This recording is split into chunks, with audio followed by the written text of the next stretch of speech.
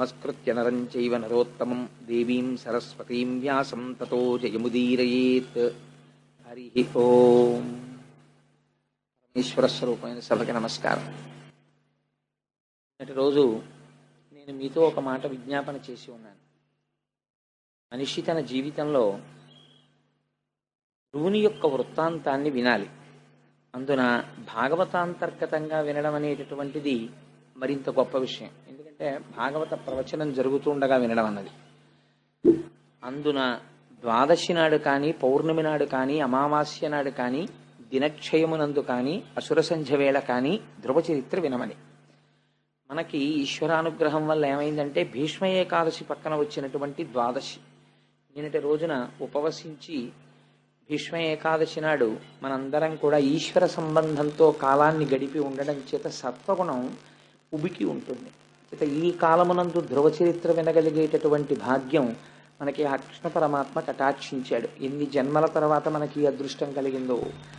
నేను ఎందుచేత ఈ మాట అంటున్నానంటే, మామూలుగా చూసినప్పుడు ధ్రువోపాఖ్యానము తెలియని వాళ్ళు ఇక్కడ ఉన్నారు అని నేను అనుకోను. ఒకవేళ ఎవరైనా తెలియని వారు ఉంటే ఏదో కొద్ది మంది ఉంటారు తప్ప ధ్రువుడి కథ తెలియనటువంటి వాళ్ళు ఎక్కువ మంది ఉండరు. సుందరకాండ తెలియని వాళ్ళు ఎలా ఉండరో అలాగే ధ్రువోపాఖ్యానం, ప్రహ్లాదోపాఖ్యానం తెలియని వారు ఉండరు. అయినా కూడా ధ్రువోపాఖ్యానం మనకి తెలుసు అని మనం అనుకుంటాం. కానీ ఆ ధ్రువోపాఖ్యానంలో చాలా రహస్యాలు ఉన్నాయి. తెలుసుకోవలసినటువంటి విషయాల్ని అందులో నిక్షేపించారు. మీకు నేను ఒక మాట చెప్పాను. భాగవతాన్ని ప్రారంభం చేసే ముందు వేదము యొక్క ఉత్తర భాగమైనటువంటి జ్ఞానకాండనంతటినీ కూడా వేదవ్యాసుడు ఉపనిషత్ సారాంశాన్నంతటినీ తీసుకొచ్చి భాగవతంగా ప్రతిపాదన చేశాడు. భాగవతంగా ప్రతిపాదన చేసి ఉంటే అది కేవలము జ్ఞాన సంబంధమే, అది తత్వ సంబంధమే అయి ఉన్నది. అయినప్పుడు అందులోకి కథలు ఎలా ప్రవేశించాయి, కొన్ని విషయాలను ఎలా తీసుకొచ్చి పెట్టారు మరి అంటే, సారభూతమైనటువంటి విషయములను పిండారు వ్యాసుల వారు. ఏది వింటే మనుష్య జన్మ సార్థకత పొందిపోతుందో అటువంటి వాటన్నింటినీ తీసుకొచ్చి హారం కింద గుచ్చారు. ఇవి మీరు తెలిసి వినండి, తెలియక వినండి, కథగా వినండి, తత్వంగా వినండి, ఎలా విన్నా సరే మీకు మహోపకారం చెయ్యగలిగినటువంటి సంఘటనల్ని, అటువంటి వృత్తాంతాల్ని తీసుకొచ్చి భాగవత పురాణంలో మనకి అందించాడు మహానుభావుడు. ధ్రువ చరిత్ర ఒక ఆశ్చర్యకరమైనటువంటి సందర్భం. ఎందుచేత ఆశ్చర్యకరమైన సందర్భము అన్నది మీకు నేను ఎక్కడికక్కడ ప్రస్తావన చేసే ప్రయత్నం చేస్తాను. మీకు నేను ఒక మాట మనవి చేశాను. మైథున సృష్టి జరగడం కోసమని బ్రహ్మగారు తన శరీరంలోంచి ఒక స్త్రీ స్వరూపాన్ని, పురుష స్వరూపాన్ని సృష్టి చేశారు అని. వారే స్వయంభవమనువు, శతరూప. స్వయంభవమనువు, శతరూప వారిద్దరూ కూడా ఉద్భవించిన తరువాత సృష్టి చెయ్యమని బ్రహ్మగారు ఆదేశించారు. వారికి 3 కుమార్తెలు, 2 కుమారులు కలిగారు. ఆ 3 కుమార్తెల పేర్లు నేను మొన్నటి రోజున చెప్పి ఉన్నాను. అకూతి, దేవహూతి, ప్రసూతి. కుమారులు ప్రియవ్రతుడు, ఉత్తానపాదుడు. ప్రియవ్రతుడి యొక్క వృత్తాంతం మనకి తర్వాత వస్తుంది. ఇవాళ మనం ఉత్తానపాదుడి గురించి మాట్లాడుకుంటున్నాం. ఆ ఉత్తానపాదుడికి 2 భార్యలు. మొదటి భార్య సునీతి, రెండవ భార్య సురుచి అనబడేటటువంటి 2 భార్యలు. ఆ 2 భార్యలతో ఉత్తానపాదుడు చాలా సంతోషంగా జీవితాన్ని గడుపుతున్నాడు. మీకు ధ్రువోపాఖ్యానంలో ఉన్న గమ్మత్తు ఏమిటంటే, మీకు ఆ పేర్లు వింటున్నప్పుడు ఏదో అనుమానం వస్తుంది. ఇది నిజంగా ఎక్కడో జరిగిన కథ, లేకపోతే ఏదైనా విషయాన్ని ఇందులో దాస్తున్నారా అన్న అనుమానం వస్తుంది. ఎందుచేత నేను ఈ మాట అంటున్నానంటే, ఆ పేరు పెట్టుకున్నవాడిని మీరు ఎక్కడైనా చూసారా? ఉత్తానపాదుడు అని పేరు పెట్టుకున్నవాడిని, పైకి కాళ్ళు ఉన్నవాడు ఉత్తానపాదుడు అంటే. అలా ఎలా ఉంటాడండి? అది అసహ్యంగా ఉంటుంది. కాళ్ళు పైకుంటే తలకాయ కిందకి ఎవరికీ ఉండదుగా. కానీ మనందరం అలాగే ఉన్నాం. ఎక్కడున్నాం? అమ్మ కడుపులో అలాగే ఉన్నాం. రేపు కపిల గీత విందురు. కానీ నిజంగా కపిల గీత వినడం అంటే పరమాత్మ సాంఖ్యం చెప్పడానికే కపిలావతారంలో వచ్చాడు. అది దేవహూతంతటిది కపిల గీత విని మోక్షాన్ని పొందేసింది. వ్యాసుల వారైతే ఒక మాట అన్నారు, అసలు ఈ కపిల గీత వినడం అనేటటువంటిది ఎప్పుడో సంభవిస్తుందయా. నేను మీకు చెప్పాను కదా, సారమంతా పిండేశాడు ఆయన. అందుకని ఈ కపిల గీత విన్నటువంటి వాళ్ళ యొక్క జీవితం మారిపోతోంది అన్నాడు ఆయన. అందుచేత మనమందరం ఉత్తానపాదులమే. అసలు మనం పుట్టే ముందు అందరం కూడా తల్లి కడుపులో పైకి కాళ్ళు పెట్టుకుని తల కిందకు పెట్టుకుని పడుకున్న వాళ్ళమే. ఆ తర్వాత అమ్మ కడుపులోంచి బయటికి వచ్చిన తర్వాత అన్ని ప్రాణులలో లాగే భూమికి అడ్డంగా పాకాం, తర్వాత నిలువుగా పెరిగాం. సరే, అందుచేత ఉత్తానపాదుడనేటటువంటి రాజుకి ఇద్దరు భార్యలు, ఒకరు సునీతి, ఒకరు సురుచి. సునీతి అన్న పేరు మీరు వినగానే తెలిసిపోయి ఉంటుంది మీకు. ఆవిడ ఏం చెప్తుందంటే నీతి చెప్తుంది. అందుకని ఆభిముఖ్యం ఉంటుందా? మర్యాద మంచి ఎప్పుడు లోపల నుంచి పలుకుతూనే ఉంటాయి. మనకి మాత్రమే వినపడుతుంది, వేరొకరికి వినపడదు. మీరు ఒక చెయ్యరాని పని చెయ్యాలి అని అనుకున్నారనుకోండి, లోపల నుంచి ఒక ప్రబోధం వస్తుంది. అయ్యో ఎందుకులే ఆ పని చేయకపోతే వచ్చిన నష్టం ఏమిటి, చేసి పాపం మూట కట్టుకోవడం తప్ప అనిపిస్తుంది మనకి. కానీ వెంటనే మాయ, అవిద్య, మనస్సు కామము వైపుకి ఈడ్చేసే ముందు చెయ్యరాని పనిని చేయిస్తుంది. ఆ ప్రబోధము యొక్క బలం ఎక్కువైపోతే అటువైపుకి తిరిగిపోతాం మనం. ఎక్కడో ఉండదు, సంఘర్షణ అంతా ఇక్కడే జరుగుతూ ఉంటుంది. అటువంటి సంఘర్షణ యందు సునీతికి ఒక కుమారుడు, సురుచికి ఒక కుమారుడు కలిగారు. సునీతికి కలిగినటువంటి కుమారుడు ధ్రువుడు, సురుచికి కలిగినటువంటి కుమారుడు ఉత్తముడు. ఇద్దరు కుమారులు కలిగారు. మీరు పేర్లు కొంచెం జాగ్రత్తగా జ్ఞాపకం పెట్టుకోవాలి. ఇలా కూర్చుని ఉండగా, ఎందుకండి ఇదంతా ఏదో చందమామ కథలాగా, ఏమిటి ఆయన భార్యలు, ఇద్దరు పిల్లలు, చెరుకో భార్యకి, మాకు ఎందుకండి అల్లరంతా అసలు వారు ఇవన్నీ ఎందుకు రచించారు ఈ కథలన్నీ అని మీకు అనిపించవచ్చు. కానీ మీరు ఇందులో ప్రధానమైన విషయాన్ని నేను ధ్రువోపాఖ్యానం చెప్పే ముందు ఒకటి చెప్తాను, మీరు ఆ కోణంలో దీన్ని వినండి. సాధారణంగా ఎవరికైనా జ్ఞానం అనేటటువంటి దాని పట్ల, వైరాగ్యం అన్న దాని పట్ల మమకారం ఎప్పుడు కలుగుతుందండి? అసలు భోగం అనుభవిస్తే వైరాగ్యం అన్నమాట. భోగమే అనుభవించినటువంటి వాడికి వైరాగ్యం అన్న మాటకు అర్థం ఎక్కడుంది? పైగా పోని ఏదో కోపం వచ్చింది, కోపం వస్తే ఎటువైపు కడతాడు? కోపం వస్తే ఏదో ఇల్లు విడిచిపెట్టి పోతాడు, ఎక్కడికో అటు పోతానంటాడు, ఇటు పోతానంటాడు, అమ్మ మీద కోపం వచ్చింది, నాన్న మీద కోపం వచ్చింది అంటాడు. ఎవరి మీదో కోపంతో ఈశ్వరుడి పాదాలు అట్టుకుంటాననేవాడు ప్రపంచంలో ఉండడుగా. ఒకవేళ ఉన్నాడు అనుకోండి, అలా ఉన్నవాడికి నారదుడు ఎదురొచ్చి మాట్లాడగా, ఒకవేళ మాట్లాడాడు అనుకోండి, 5 ఏళ్ల వాడు తపస్సు చెయ్యలేడుగా, ఒకవేళ చేశాడు అనుకోండి, జన్మాంతరములు తపస్సు చేసిన వాళ్ళకి దొరకనటువంటి శ్రీమన్నారాయణ దర్శనము అత్యంత దుర్లభమైనది దొరకదుగా, ఒకవేళ దొరికింది అనుకోండి, వాడు మోక్షాన్ని కోరకుండా ఇంకేదో కోరి శ్రీమన్నారాయణుడు వెళ్ళిపోయిన తర్వాత చేతులు పిసుక్కుని ఏడవడుగా. మరి ఇవన్నీ ఎలా జరిగాయి ధ్రువోపాఖ్యానంలో? ఎందుకు నడిపించారు వ్యాసుల వారు ఆ కథనం అంత గొప్పగా? ఈ రహస్యాన్ని మీరు ఇప్పుడు వినాలి. అది వింటే, ఆ కోణంలో వింటే ధ్రువోపాఖ్యానం ద్వాదశి నాడు వినమని ఎందుకు చెప్పారో మీకు అర్థమవుతుంది. సరే, ఆ సునీతి యొక్క కుమారుడు ధ్రువుడు, సురుచి యొక్క కుమారుడు ఉత్తముడు. రాజైనటువంటి ఉత్తానపాదుడికి భార్య అయినటువంటి సురుచి యందు ఉన్నటువంటి ప్రేమ సునీతి యందు లేదు. లేదా సునీతి యందు లోపల గౌరవమున్నా సురుచికి లొంగిపోయిన వాడవడం చేత సునీతిని గౌరవించలేడు. సురుచి పట్ల ఉన్నటువంటి లొంగుబాటు అటువంటిది. అంటే మీరు దీన్ని కొంచెం జాగ్రత్తగా అర్థం చేసుకున్నారనుకోండి, ఎక్కడుంది అది? ఇక్కడే ఉంది. సునీతి కూడా ఇక్కడే ఉంది.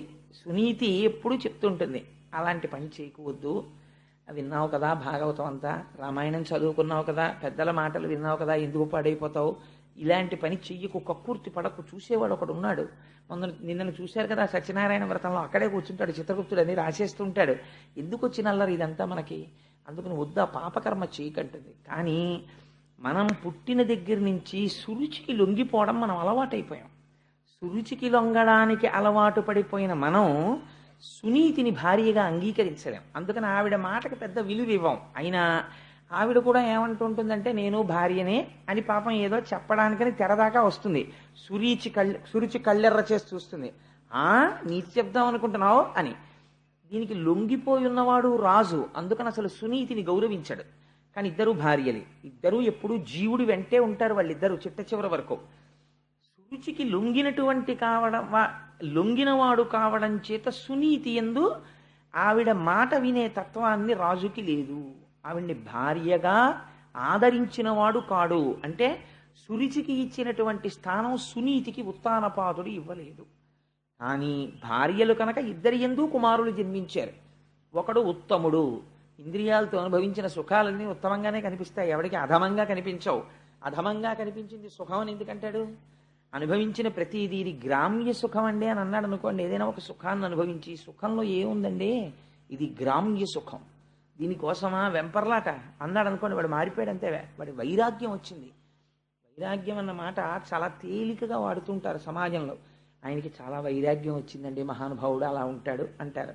ఉట్టిది వైరాగ్యం అన్న మాట అలా ఏం ఉండదు. వైరాగ్యం వస్తే ఎలా వస్తుందో తెలుసా అండి? It does not come like drop by drop, it comes like flood అంటారు రామకృష్ణ పరమహంస. అది వస్తే వరదలా వస్తుంది, అంతేకాని చుక్క చుక్క చుక్క చుక్క రాదు. వైరాగ్యం వచ్చినటువంటి వాడు వైరాగ్యము కలగగానే 12 గంటలకి వైరాగ్యం కలిగితే 12 గంటల 1వ నిమిషం నుంచి మారిపోతాడు. వైరాగ్యం పైన కట్టుకున్న బట్టల్ని బట్టి తెలియదు, లోపల స్థితిని బట్టి తెలుస్తుంది వైరాగ్యం. కాబట్టి నిన్నను చూడండి, తత్వవిధానంద సరస్వతి మహారాజు వచ్చారు, అనుగ్రహ భాషణం చేస్తూ. వారి స్థితి ఏమిటో తెలుసా అండి? వారు కెమిస్ట్రీలో పిహెచ్డి, కృష్ణ యజుర్వేదంలో సైన్స్ అన్న సబ్జెక్టు మీద పిహెచ్డి. వారు రాణి నరసింహశాస్త్రి గారి కొడుకు. వేదాంతముల యందు వారికి ప్రవేశం ఉంది. వారు ఉపనిషత్తులన్నీ చదివారు, వేదాలన్నీ చదివారు, పురాణాలన్నీ చదివారు. ఇవాళ ఆత్మతత్వమునందు నిలబడిపోయినటువంటి మహాపురుషుడు, అంత నిరాడంబరుడు. ఎవరింటికైనా పలహారం చేయడానికి వచ్చారనుకోండి, ఇలా తెరేస్తే ఒప్పుకోరైనా. బ్రహ్మము తింటోంది, బ్రహ్మమును తింటోంది, నాతో పాటు తింటున్న వాళ్ళందరూ కూడా బ్రహ్మము తింటోంది, దానికి తెరెందుకని అడుగుతారు. అందరికీ పెట్టారా అండి అని అడుగుతారు. అందరూ తిన్నారా అండి అని తాను కూడా అందరితో పాటు కూర్చుని తింటారు. అందరికీ అన్ని ప్రశ్నలకి జవాబులు చెప్తారు. ఎంత శుద్ధమైన నవ్వు నవ్వుతారంటే, నాకు ఆయన నవ్వు చూస్తే సుందరకాండలో సీతమ్మ తల్లి నవ్వు గుర్తొస్తుంది. అంతటి వారు నిన్ననొచ్చి అనుగ్రహ భాషణం చేయడానికి అక్కడ కూర్చుని, మీరు మర్యాద చూడండి. మనం విష్ణు సహస్రనామ స్తోత్రం చేసుకుంటున్నాం, ఆయన ఒక మాట అనొచ్చు, ఏమండి నేను అనుగ్రహ భాషణం చేసి వెళ్ళిపోయాక మీరు చేసుకుందరు కానీ పారాయణని. అయ్యో చేసుకోండి అన్నారు. అప్పటి వరకు అలా కూర్చుని, స్వామి మీరు అనుగ్రహ భాషణం చేయండి అంటే, వారి గురించి నేను చెప్పి ఉన్నాను అన్నాను, అంతే, నేనేం చెప్పలేదు నిన్న.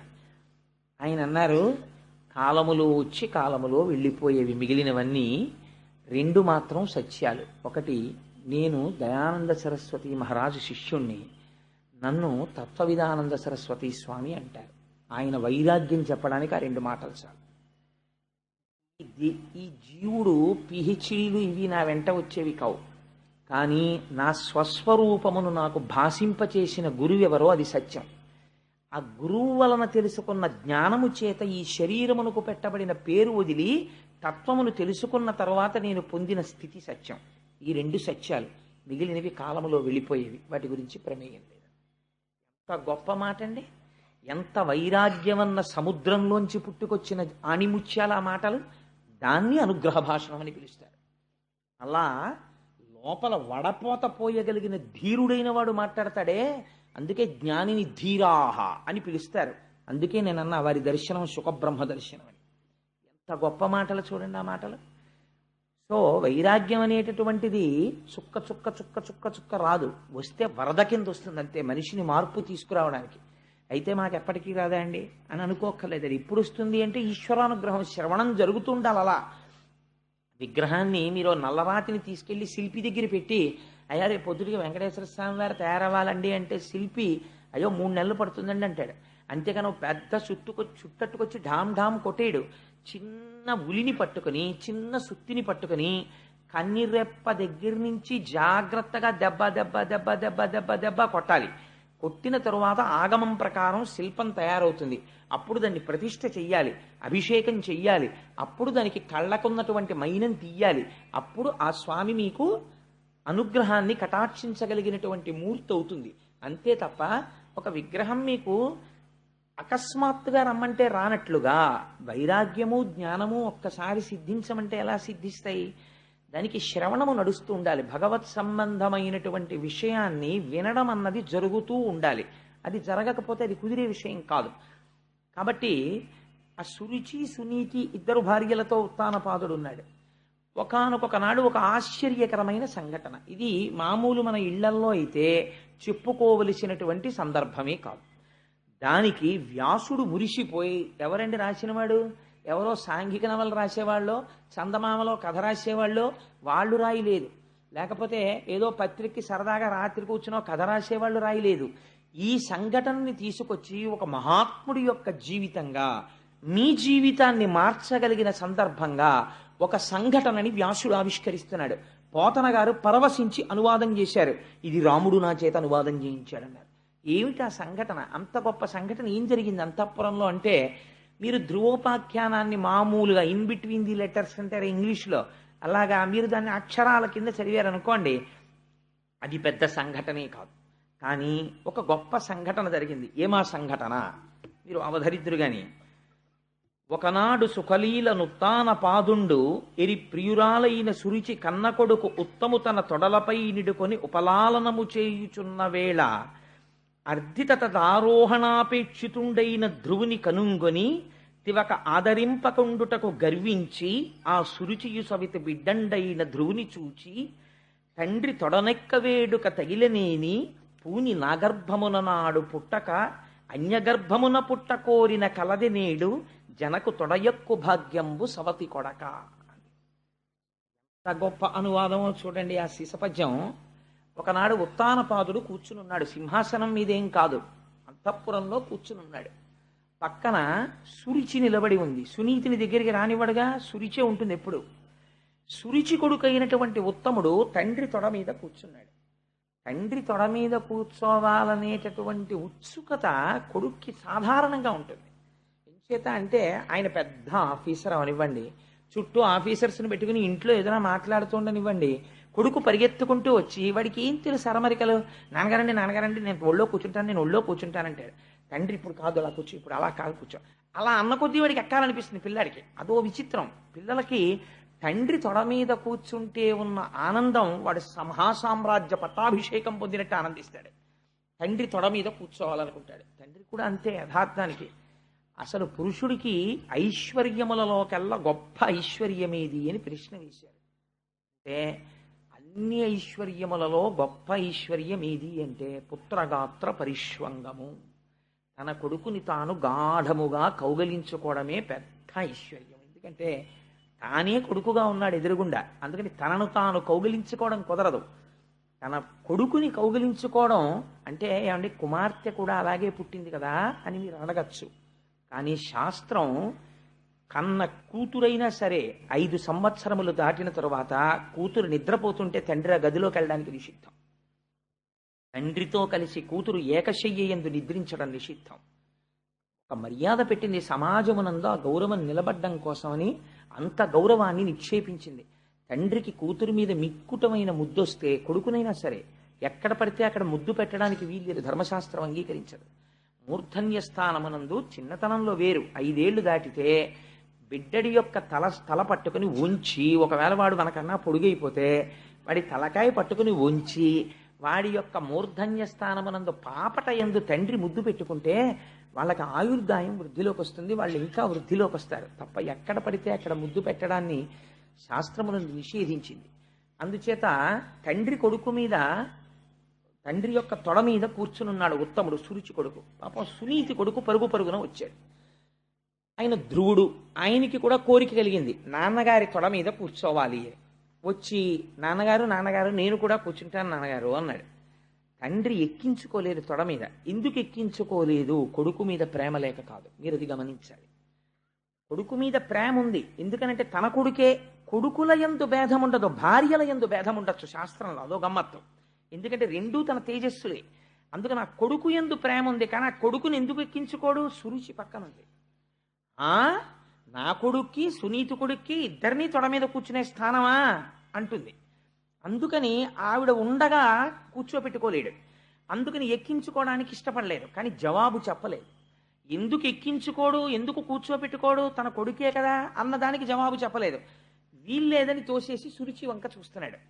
ఆవిడేమన్నా అనుకుంటుంది మనం, ఒకవేళ సురుచి ఆ రోజున ఏమయ్యా పోన్లే ఏం పోయింది, పిల్లాడే కదా నీ కొడుకే కదా కూర్చోబెట్టుకోవాడిని కూడా అందనుకోండి, ఆనాడు తప్పకుండా ఉత్తానపాదుడు కూర్చోపెట్టుకున్నాడు అనుకోండి. భాగవతంలో ఈ ఆఖ్యానం లేదు, అయిపోయిందంటే అక్కడితో. ఆయన కూర్చోపెట్టుకోలేదు, సురుచి వంక చూస్తున్నాడు. మన జీవితమే. కానీ ఇక్కడ ఒక గమ్మత్తు జరిగింది. మీ జీవితం మారడానికి ఏదో ఒక సంఘటన ఆది కావాలి. మీరు ఏ సంఘటనని మీరు తీసుకోలేకపోయారనుకోండి ఆలంబనంగా, ఎప్పటికీ జీవితం మారదు. ఎక్కడో అక్కడ వెనక్కి తిరిగి చూడాలి. వెనక్కి తిరిగి చూస్తే ఆత్మావలోకనం అవుతుంది. మీరు అలా అవలోకనం చెయ్యకుండా కాలంతో పాటు పరిగెడితే దానికి అవలోకనం ఉండదు. కాబట్టి ఇక్కడ సురుచి వంక చూశాడు ఒకసారి. చూస్తే ఆవిడంది ఒక గమ్మత్తైన మాట అంది. ఏముందంటే, తండ్రి తొడనక్క వేడుక తగిలనేని పూని నాగర్భమున నాడు పుట్టక అన్యగర్భమున పుట్ట కోరిన కలది నేడు జనకు తొడయెక్కు భాగ్యంబు సవతి కొడక. ఎంత గొప్పగా అడ్రస్ చేసిందో చూడండి. సవతి కొడక అంటే నాతో పాటుగా సవతి అయిన దాని కొడుక, నీకు తండ్రి గారి తొడ మీద కూర్చోవాలని కోరికగా ఉందా? నీకు నిజంగా తండ్రి తొడ మీద కూర్చునే అదృష్టం పొందినవాడివైతే నా కడుపున పుట్టుండేవాడి. నీ అమ్మ కడుపుని ఎందుకు పుడతావు? ఆ అమ్మ కడుపున పుట్టిన వాడికి ఈయన తొడ ఎక్కే అదృష్టం ఎక్కడుంటుంది? నా కడుపున పుట్టుంటే ఆయన తొడ ఎక్కే అదృష్టం ఉండుండేది. ఇది ఎంత హేయమైన మాట మీరు ఆలోచించండి. క్షేత్రములు రెండు సమానం, బీజములు రెండు సమానం. కానీ కేవలము ఆభిజాత్యముతో ఈ మాట అంటోంది. ఇప్పుడు ఎవరిని నింద చేసింది ఆవిడ ధ్రువుణ్ణి నింద చేయలేదు. సవతి కొడక అని పిలవడంలో తన సవతిని చిన్నబుచ్చుతోంది. ఆవిడ కడుపున పుట్టిన నీకు భార్య అయితే అయిందేమో, ఎప్పుడో ఈయన అనుగ్రహాన్ని పొందితే పొందిందేమో, కానీ ఆవిడ కడుపున పుట్టిన వాడికి ఆయన తొడ ఎలా ఎక్కుతావురా? ఆయన తొడ మీద కూర్చోవాలంటే నా కొడుకు అయి ఉండాలి అంటే తన ఆభిజాత్యాన్ని ప్రకటించుకుంది సవతితో కలిపి. ఇదే సురుచి అంటే ఎంత అహంకారం చూడండి. అసలు అలా ఒక 5 సంవత్సరముల పిల్లవాడు తండ్రి తొడ మీద కూర్చునేటప్పుడు ఇంత కఠినంగా మాట్లాడవలసిన అవసరం ఉన్నదా? మీరు సురుచికి సునీతికి ఎంత తేడా ఉంటుందో ధ్రువోపాఖ్యానంలో కనిపెట్టాలి. ఒక్కొక్క ఇంట్లో ఒక్కొక్క స్త్రీ మాట మాట్లాడుతుంటుంది. మీరు ఆ మాటని బట్టి ఆవిడ సురుచియో సునీతియో మీరు కనిపెట్టేయచ్చు. ఆవిడ సురుచి అనుకోండి ఆయన నాశనం అయిపోయాడని గుర్తు. ఆవిడ సునీతి అనుకోండి ఆయన అదృష్టం పండిపోయిందని గుర్తు. ఎందుకో తెలుసా అండి? ఆ దేవి భాగవతంలో వ్యాసుడు ఒక తీర్పు చెప్తాడు. అందులో అంటాడు ఆయన, కుపుత్రేణన్ వయో నష్టం. ఒక దుర్మార్గుడైనటువంటి కొడుకు కలిగాడు అనుకోండి, వాడి వల్ల వంశం అంతా నశించిపోతుంది. కుభోజనేన దివస. ఒకరోజు భోజనం తప్పు భోజనం చేశారనుకోండి. తప్పు భోజనం అంటే ఏమిటో తెలుసా అండి? శాస్త్రమునందు ఏ పదార్థం పడితే ఆ పదార్థం ఎలాంటి చోట పడితే అలాంటి చోట తినకూడదు. అన్నిటికన్నా పెద్ద పీట వేసి తినవలసిన భోజనం ఏమిటో తెలుసా అండి? భగవన్ నివేదన చేసినటువంటి ప్రసాదము. అది తాను భక్తుడైతే తన ఇంట దొరుకుతుంది, తాను నైవేద్యం పెట్టుకు తింటాడు. రెండవది ప్రయత్నపూర్వకంగా తాను వెళ్ళి తినవలసింది ఏమిటో తెలుసా అండి? ఎవరైనా పిలిస్తే రమ్మనమని తాను కాదనకుండా వెళ్ళి తినాలి. భాగవత శేషం. మహాభాగవతులై జ్ఞానులై పరమహంసలై నిరంతరము భగవంతుని యొక్క పాదముల యందు తిరుగాడేటటువంటి వారు ఏ ఇంటికైనా వచ్చి పదార్థమును తీసుకుని వెళ్ళిపోతే వారికి పలహారం పెట్టి పంపకూడదు. వారితో వచ్చిన వారికి కూడా పెట్టాలి. ఎందుకో తెలుసా అండి? వారు తిన్నప్పుడు ఆ రాశి యందు మిగిలినది భాగవత శేషమవుతుంది. వారు తినగా మిగిలిన ఉచ్ఛిష్టము కింద లెక్క అది ఆ రోజున. అది ఆ రోజున మనం కూడా వెళ్ళి తిన్నాం అనుకోండి, ఆ భాగవతోచ్ఛిష్టము తినడం చేత మన మనస్సుని సంస్కరించేస్తుంది. అది భగవంతుడి వైపుకు తిప్పుతుంది. ఎందుకంటే వారు తినగా మిగిలిన పదార్థం అది. అందుకని అలాంటిది తినమని శాస్త్రం చెప్తోంది. అందుకని భాగవత శేషానికి ఎవరైనా పిలిచారనుకోండి, వారు నిజంగా భాగవతులైతే మీరు ప్రయత్నపూర్వకంగా అమ్మ తప్పకుండా వస్తానని వెళ్ళి తినాలి భాగవత శేషాన్ని. పెట్టేవారికి కూడా మర్యాద ఉండాలి. వారు వచ్చింది భాగవత శేషం కోసం వచ్చారు అన్న మర్యాదతో పెట్టాలి తప్ప చూసి చూడకుండా అలక్ష్యంతో విస్తరియందు వడ్డన జరిగి ఉండి ఉండకూడదు. సరే, అది వేరే విషయం. అందుకని నువ్వు నా తొడ మీద కూర్చోడానికి, తండ్రి తొడ మీద కూర్చోడానికి నా కడుపున పుట్టిన వాడివైతే నువ్వు ఆ భాగ్యాన్ని పొంది ఉండేవాడివి. నువ్వు సునీతి కడుపున పుట్టావు, నీకెలా దక్కుతుందా భాగ్యం? నీకు దక్కదంది. అంటే ఇప్పుడు ఆవిడ పౌరుషం ఎవరి వైపుకు వెళ్ళింది? ఎవరిని కించపరిచి మాట్లాడుతోంది? తన సవతిని కించపరిచి మాట్లాడుతోంది. అది ఒక 5 సంవత్సరముల పిల్లవాడి దగ్గర మాట్లాడవలసిన మాట కాదు. ఇది పిల్లవాడికి అర్థం అవుతుందా? పోని అయ్యో ఏంటి మా అమ్మ కడుపున పుట్టడం వల్ల నేను తొడెక్కకూడదంటుంది ఏమిటి అని వాడు ఆశ్చర్యంగా, వాడికి కారణం అర్థం కాలేదు. 5 సంవత్సరముల పిల్లవాడికి ఈ కారణం అర్థం కాక అయోమయంగా ఆవిడ వంక చూశాడు. నీ కడుపున పుట్టడం అమ్మ కడుపున పుట్టడానికి ఎవరికైనా వాళ్ళ అమ్మ కడుపు వాళ్ళకి గొప్ప. మీరు ఇంకొకటి ఆలోచించండి. నేను ఒక తల్లి కడుపున జన్మించాను, నువ్వు ఆ తల్లి కడుపున జన్మించి ఉండకుండా ఉండవలసినది అన్నారనుకోండి, అది నా ప్రమేయమా, నా ఎన్నిక? ఈశ్వరుడైతే అలా పుడతాడు. అయినా నేను ఏ కడుపున పుట్టినా నా యొక్క నడువడి చేత ఆ కడుపు ధన్యం అవ్వాలి. అందుకే ఒక మహాపురుషుడు కనపడ్డాడు అనుకోండి, ఒక ఆయన పరమ భాగవతోత్తముడో లేకపోతే దేశసేవ చేసినవాడో సత్పుత్రుడో అనుకోండి, వెంటనే ఎవరిని స్మరిస్తారంటే తండ్రిని స్మరించరు ముందు. ఏ తల్లి కన్న కొడుకో, మహానుభావ మిమ్మల్ని ఏ అమ్మ కందోనండి అంటారు. తన వల్ల అమ్మ కడుపు పండుతోందా, లేకపోతే అమ్మ కడుపు ఫలానా అమ్మ కడుపున పుట్టడం వల్ల తను గొప్పవాడవుతాడా? అసలు ఆ మాట తప్పు. సురుచి చెప్పిన మాట తప్పు. కాబట్టి సురుచి చెప్పేవన్నీ అలాగే ఉంటాయి మాటలు. ఈ మాటలు మాట్లాడుతుంటే ఉత్తానపాదుడు ఊరుకున్నాడు. అందుకే పైకి కాళ్ళెట్టి కిందకి తలెట్టి పుడుతూ వెడుతూ ఉంటాడు. ఇలా సురుచికి లొంగినవాడు కాబట్టి ఎంత ధర్మాన్ని ప్రతిపాదన చేసేస్తున్నాడో చూడండి వ్యాసుడు. పైకొక్క సీసపద్యం, లోపల ఇన్ని రహస్యాలు. అందుకని ద్వారశనాడు విని దగ్ధమైపోతుందన్నారు అజ్ఞానం. కాబట్టి ఏమైంది, అటువంటి మాట సురుచి మాట్లాడుతుంటే వింటుంటే అర్థం కాక పిల్లవాడు ఆవిడ వంక చూశాడు. చూస్తే సురుచంది వీడికి అర్థం కాలేదని, నా కడుపున పుట్టడం అంటే మళ్ళీ టంగుని ఏదో నా కడుపులో దూరి మళ్ళీ బయటికి రావడం కుదురుతుందా? నా కడుపున పుట్టడం అంటే మాటలు అనుకున్నావా? నా కడుపున పుట్టడం అంటే దానికి ఎంత అదృష్టం ఉండాలో తెలుసా అని ఒక సిద్ధాంతం చేసేసింది తనకి తానే. ఇది అలా సిద్ధాంతం చేయడానికి తనకి యోగ్యత పాత్రత నిజంగా ఉన్నాయనుకోండి, తను మహాజ్ఞాని అనుకోండి, తాను మహాపురుషుడు అనుకోండి, ముందుండేది ఏమిటో తెలుసా అండి? అపారమైన లజ్జ ఉంటుంది, చాలా సిగ్గుగా ఉంటుంది. తనకి ఎవరో బ్రహ్మరథం పడుతున్నారు అనుకోండి, చాలా సిగ్గుపడిపోతాడు. ఎందుకంటే బాబు ఇవన్నీ నాకు అంటాడు. తత్వవిధానంద సరస్వతి మహారాజును చూడండి, మీరు ఏమైనా కొంచెం ఎక్కువ గౌరవం చేసే ప్రయత్నం చేశారనుకోండి, ఆయన సిగ్గుపడిపోతారు. అయ్యయ్యో ఎందుకంటే బాబు నాకు అవన్నీ అంటారు. గట్టిగా పువ్వులు తీసుకెళ్లి మీరు ఆయన పాదాల మీద వేస్తే ఆయన అంగీకరించరు. ఎందుకంటే అవన్నీ అలా చేయకండి అంటారు. మీరు ఇంకో 4 పూలదండలు వేస్తే ఆయన అంగీకరించరు. ఎందుకంటే అవన్నీ అలా వేసేస్తారా, అనవసరం అన్ని పూలదండలు అంటారు. 2 మాటలు ఎక్కువ పొగిడారనుకోండి, చాలా సరళంగా అవన్నీ కాలగతిలో వెళ్ళిపోయేవండి, అవన్నీ ఏంటి అంటారు. అసలు జ్ఞాపకంలోకి తెచ్చుకోరు. వాళ్ళు లజ్జతో ఉంటారు. ఎందుకనంటే ఆ మాటలు వాళ్ళని శూలం పెట్టి పొడిచినట్టుంటాయి. ఎందుకురా బాబు ఈ పొగడ్తలని నాకు అన్నట్టుగా ఉంటారు వాళ్ళు. అందుకని ఆ సిగ్గుతో కూడినటువంటి స్థితి ఈశ్వరానుగ్రహం. భక్తి ఉన్న వాళ్ళకి మాత్రమే అబ్బుతుంది. భక్తి లేకుండా రాజసమైన స్థితిలో ఉన్నవాడికి పొగుడుతుంటే చాలా సంతోషంగా ఉంటుంది. అయితే ఒకటి, అది ఒకనాటికి సాత్విక భక్తి కింద పరిణమించవచ్చు. నిజంగా ఆయన చాలా మంచి పనులు చేసినవాడు అనుకోండి, ఒకవేళ ఇవాళ పొగిడితే సంతోషించవచ్చు. కానీ ఆ భక్తి ఒకనాడు ఆయన్ని ఉద్ధరిస్తుంది, ఆయన్ని మంచి స్థితికి తీసుకెళ్తుంది, రాజసంలోంచి తామసంలోకి తీసుకెళ్తుంది. నిష్కారణ పొగుడుకోకూడదు. అందులో తనని తాను పొగుడుకున్నాడు అనుకోండి, వెంటనే తాను చచ్చిపోయినట్టే, ఆత్మహత్య చేసేసుకున్నట్టు. కాబట్టి ఇప్పుడు ప్రాయశ్చిత్తం చేసుకోవాల్సి ఉంటుంది. సురుచి ఎలా మాట, సురుచితో బాగా సంగం ఉన్నవాడికి ఉండే అలవాటు ఏమిటో తెలుసా అండి? తన్ని పొగుడుకోవడం, ఎదుటి వాళ్ళలో దోషం పడుతూ ఉండడం. ఎప్పుడూ ఎదుటి వాళ్ళలో దోషం పడుతుంటాడు, తనని పొగుడుకుంటుంటాడు. అంటే ఆయన సురుచిని భార్యగా పొంది ఉన్నాడు, లొంగి ఉన్నాడని పసిగట్టవచ్చు. కాబట్టి నువ్వు ఎక్కువ మాట్లాడక్కర్లేదు. నీకు లోకం యొక్క పోకడని ఒక వృత్తాంతంలో తేల్చేస్తాడండి వ్యాసుడు.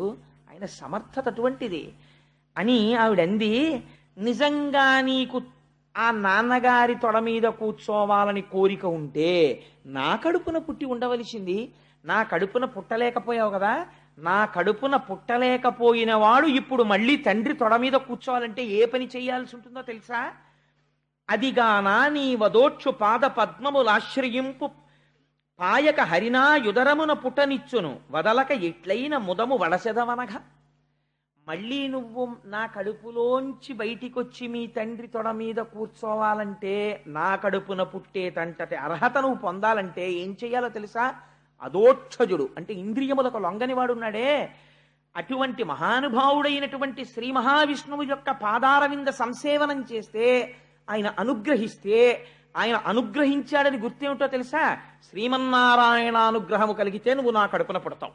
అల్లా పుట్టాడు రా ఉత్తముడు, అందుకని తండ్రి తొడ మీద కూర్చున్నాడు. శ్రీమన్నారాయణ అనుగ్రహము నీ యందు లేదు, అందుకు నువ్వు ఎక్కడ పుట్టావు? సునీతి యందు పుట్టావు. అసలు నిజంగా అనుగ్రహం ఉంది కాబట్టి సునీతి యందు పుట్టాడు. అనుగ్రహం లేదు కాబట్టి ఉత్తముడు సురుచి యందు పుట్టాడు. ఆవిడేం చెప్తోంది? తిరగేసి చెప్తోంది. ఇది ఎవరి మాటలో తెలుసా అండి? మొత్తం సుందరకాండని తీసుకొచ్చారు ఈ తేటగీతి పద్యంలోకి. ఎవరు మాట్లాడతారు ఈ మాటలో? విహర రమస్వ భుంచ్వ భోగాన్ ధన నిచయం ప్రతిశామి మిదినించ మయిలలనే యథాసుకత్వం తైచ సమేత్తలంతు బాంధవాస్తే. రావణుడు మాట్లాడతాడు సుందరకాండలో. ఎందుకు ఈ తపస్సు, ఎందుకు ఈ ఒంటి జడ, ఎందుకు ఈ ఉపవాసాలు? హాయిగా రమించు, భోగించు, నీకు కావలసినంత డబ్బిస్తాను, అని ఈశ్వరుడి వైపుకి తిరుగుతున్నటువంటి మనస్సుని భౌతికమైనటువంటి సుఖము వైపుకి తిప్పుతాడు. పైగా ఇది ఎంత అదృష్టం ఉంటే సుఖపడగలమండి. ఒక విచిత్రమైన వేదాంతం చెప్తాడు. ఇంటిలో ఐశ్వర్యం ఉండి ఏకాదశి నాడు ఉపవాసం చేశాడు. ఎందుకు చేశాడు? భగవంతుడి కోసం. వేరొకడు అంటాడు, ఏంటండి ఇవన్నీ పిచ్చి, ఈశ్వరుడు ఎందుకు ఇచ్చాడు? తినడానికి ఇచ్చాడు, అంతేగాని అవన్నీ పెట్టుకుని ఉపవాసం చేయమనే, ఎందుకంటే ఇదంతాను అంటాడంటే ఇది రావణ ప్రలాపన. కాబట్టి అది వాడు ఏకాదశి వ్రతం చేస్తున్నాడు కాబట్టి వాడు ఉపవాసం ఉన్నాడు అని తెలుసుకోడు, ఒక నింద కూడా చేస్తాడు. అదే రావణుడు చేస్తాడు. అదే సురుచి మాట్లాడుతుంది. ఎలా మాట్లాడుతుందో చూడండి. శ్రీమన్నారాయణ అనుగ్రహం ఉంటే నా కడుపున పుట్టుండేవాడివి, మీ నాన్న తొడెక్కుండేవాడివి. నాన్న శాశ్వతమా, తొడ శాశ్వతమా, ఎక్కడం పెద్ద వైభోగమా అని ఈ మాట చెప్పి నీకు నారాయణ అనుగ్రహం లేదు అంది. అంటే ఇప్పుడు ఆ పిల్లాడికి ఏదో కొంత అర్థమైంది, ఏదో కొంత అర్థం కాలేదు. కానీ శ్రీమన్నారాయణ అనుగ్రహాన్ని పొందలేకపోవడం వల్ల నేను సునీతి కడుపున పుట్టానన్న మాట వాడికి జీర్ణం కాలేదు. అది చెప్పడానికి వాడికి భాష చాలదు. వాడు చాలా చిన్న పిల్లవాడు. అందుకని ఇప్పుడు వాడు ఏం చేస్తాడంటే, చెప్పడం చేత కాలేదనుకోండి ఆ పిల్లాడికి, వాడు చేసే పని ఏమిటంటే మొయ్యోమని ఏడుస్తాడు. కాబట్టి ఇప్పుడు వాడు ఏం చేశాడంటే, నాన్న తొడక్కనివ్వలేదు, సురుచి ఏదో మాట్లాడుతోంది, తనకు అర్థం కాలేదు, ఇది ఒక గొప్ప సంఘటన, ఇది మనకి ఒక పరమపావనమైన ఆఖ్యానాన్ని అందించబోతోంది. అందుకని వ్యాసుడి ఈ శ్లోకాన్ని తీసుకున్నాడు. ఇక్కడ నుంచి వాడు ఏడుస్తూ, ఇలా ఏడిచిన వాడు లేడురా. ఏడిచిన వాళ్ళందరూ సురుచి కోసం ఏడిచిన వాళ్లే. నాకు ఇంకా కారు లేదని ఏడిచినవాడు, నాకు ఆ భోగం లేదని ఏడిచినవాడు, ఈ భోగం లేదని ఏడిచినవాడు, ఈశ్వరుడు అన్నీ ఇచ్చినా కూడా ఏదో వెతుక్కున్నది లేదని ఏడిచినవాడు, ఉన్నాయని తృప్తిపడి ఈశ్వరుడి కోసం ఏడ్చినవాడు లేడు. ఇవాళ నారాయణ అనుగ్రహం నాకెందుకు లేదని ఏడుస్తూ వెళ్ళిపోతున్నాడు, చెప్పుకోవడం చేత కానివాడు. ఇది ఆశ్చర్యకరమైన సంఘటన. 5 ఏళ్ల పిల్లవాడికి ఇట్లాంటి ఆలోచన వచ్చింది. ఈ ఆలోచన రావడం గొప్పతనం. సాధారణంగా ఎవడికి రాది ఆర్తి. కాబట్టి అది వైరాగ్యమే. నాకు ఎందుకు రాదు అనుగ్రహం అని ఏడవడం, ఆ ఏడుపే వైరాగ్యం. కాబట్టి అది తెలిసి తెలియని వైరాగ్య సంపద ఏర్పడింది. కానీ దీన్ని పూర్ణ వైరాగ్యం చేసేవాడు వాడు ఉండాలి. ఇప్పుడు దాన్ని మార్గమునందుకు త్రిప్పగలిగిన వాడు ఉండాలి.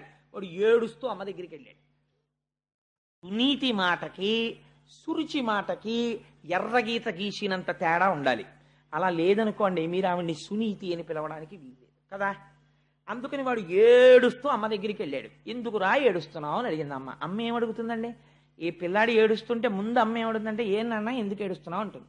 అమ్మ దగ్గర ఒక లక్షణం ఉంటుంది, మీరు గమనించండి. ఆ ఎదురు పోర్షన్ వాళ్ళు ఈ పోర్షన్ వాళ్ళు చాలా స్నేహితులు. పిల్లాడు అలోహమని ఏడుస్తూ అమ్మ దగ్గరికి వెళ్ళాడు అనుకోండి, పెద్ద గోల పెట్టేస్తాను.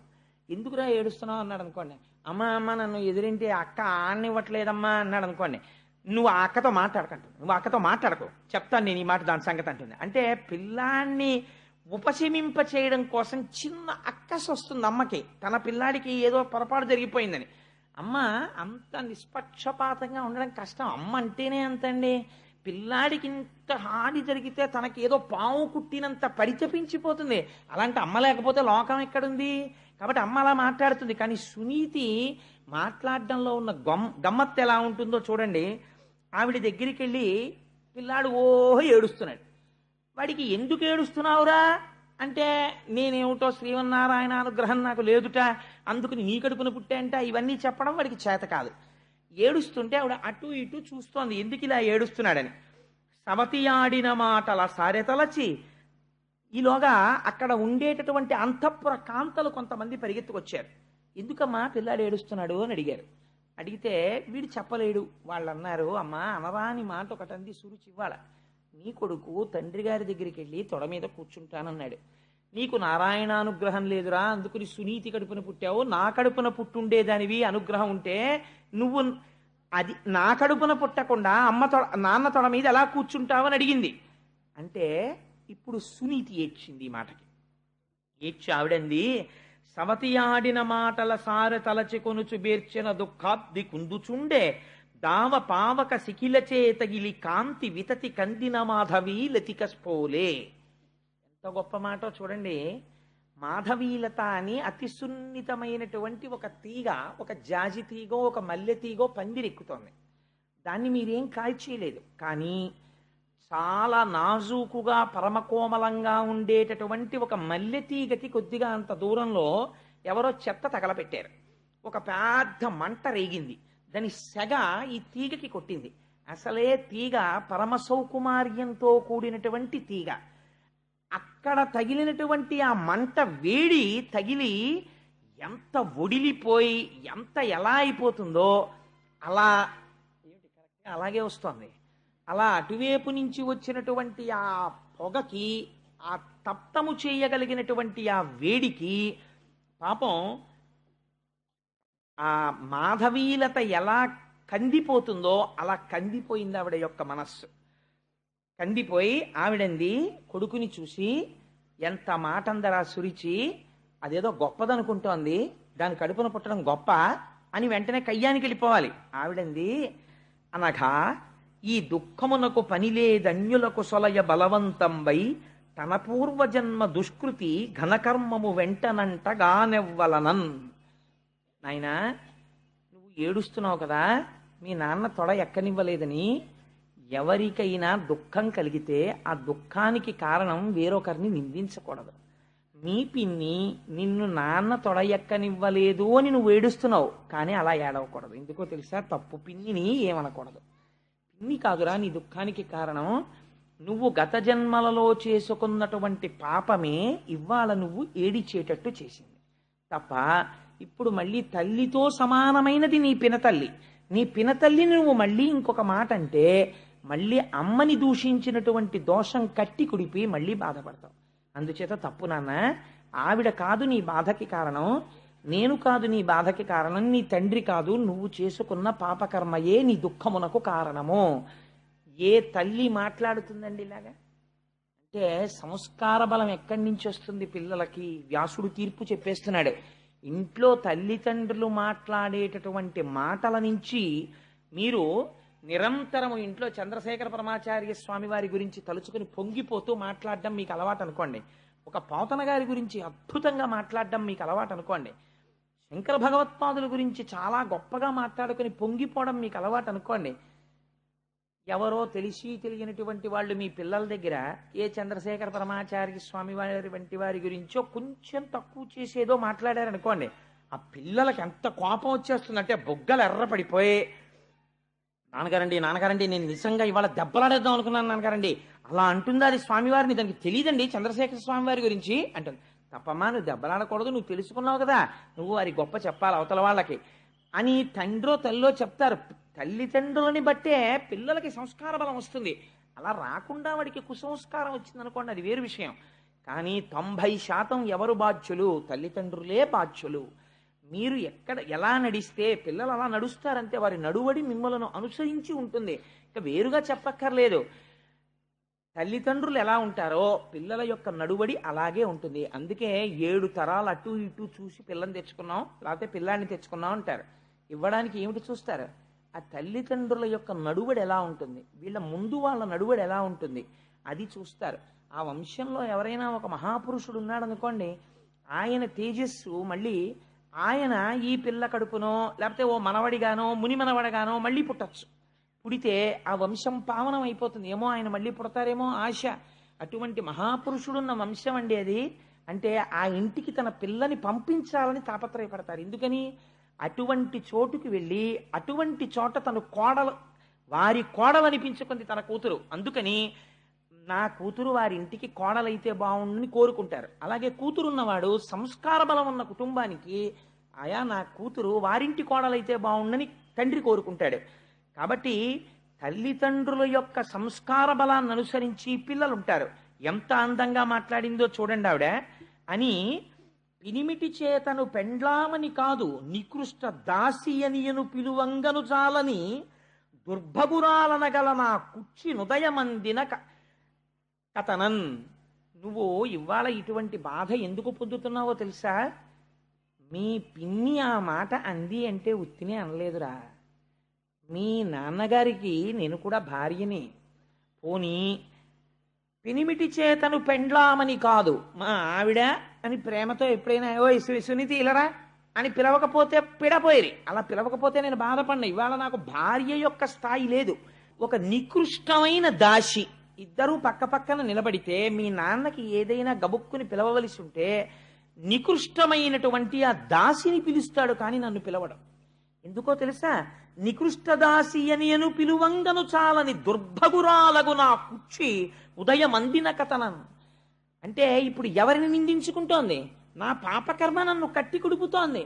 మీ నాన్న చేత సురిచి పొందినటువంటి అదృష్టాన్ని నేను పొందలేకపోయాను. నేను పొందలేని కారణం వల్ల నువ్వు పొందలేకపోయావు. తప్పించి నా దురదృష్టం రా.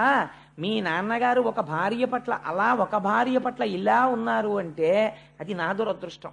నా దురదృష్టం నిన్ను కూడా వెంటాడుతోంది నా కడుపున పుట్టడం వల్ల తప్ప ఆవిడ ఒక్కరిని ఒక్క మాట అనలేదు.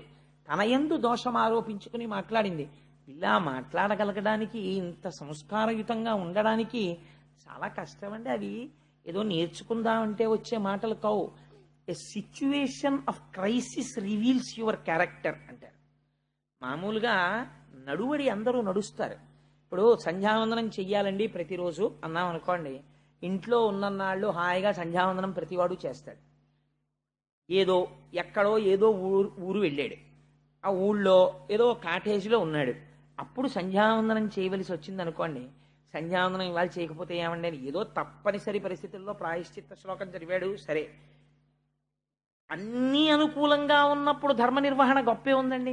ఏది అనుకూలం కానప్పుడు ధర్మం నిర్వహిస్తే గొప్ప. రామచంద్రమూర్తికి అన్నీ కలిసి రాలేదు. ఆయనకి ఎన్ని కష్టాలు పడ్డాడో, ఎన్ని కష్టాలు పడ్డా ధర్మాన్ని మాత్రం ఆయన వదిలిపెట్టలేదు. ధర్మాన్ని వదిలిపెట్టకుండా ఉండడం గొప్ప. అందుకని నీ శీలము పైకి ఎప్పుడు వస్తుంది అంటే, ఒక ఉద్విగ్నమైనటువంటి సంఘటన జరిగినప్పుడు ఎవరి శీలం ఏమిటో పైకి వచ్చేస్తుంది. అప్పుడు మీరు మాట్లాడే మాటలని బట్టి, ఒక సంఘటన యందు మీ ప్రవర్తనని బట్టి, మీరు భక్తులో, మీకు శాస్త్ర ప్రావీణ్యం ఉన్నదో, మీరు నేర్చుకున్నది మీరు నడువడిలో పెట్టినవారో కాదో తేల్చేస్తుంది, బయట పెట్టేస్తుంది ఆ సంఘటన. ఇప్పుడు ఈ సంఘటన ఎంతమందిని బయట పెడుతోందో చూడండి. ఒక్క సంఘటన ఉత్తానపాదుడి బలహీనతని బయటపెట్టింది, సురుచి అహంకారాన్ని బయటపెట్టింది, సునీతి శీలాన్ని బయటపెట్టింది, ధ్రువుడి మనస్సులో ఏర్పడబోతున్నటువంటి ఒక కొత్త కోరికని బయటపెడుతోంది. ఇన్ని విషయములకు ఆధారభూతమైన ఒక సంఘటనని ఎత్తుకుంటున్నాడు వ్యాసుడు. ఎంత గమ్మత్తైనటువంటి విషయం అండి నిజంగా. వ్యాస భగవానుడికి మనం ఎన్నిసార్లు జోదలు చేయాలి మహానుభావుడికి అని ఆవిడంది. నాన్న ఎందుకురా బెంగ పెట్టుకుంటావు? విను, ఆడిన ఆ సురుచి వచనములు సత్యంబులుగను, సర్వశరణ్యుండనగల హరిచరణంబులు కను, జనకుని అంకమెక్కగా తలతేనిన్. సురుచి ఏం చెప్పిందో అది పరమ యథార్థం. నిజంగా నీ తండ్రి యొక్క తొడ ఎక్కి కూర్చోవాలన్న కోరిక నీకుంటే, మీ తండ్రి మనస్సుని మళ్ళీ అలా మార్చగలిగిన వాడెవరో తెలుసా?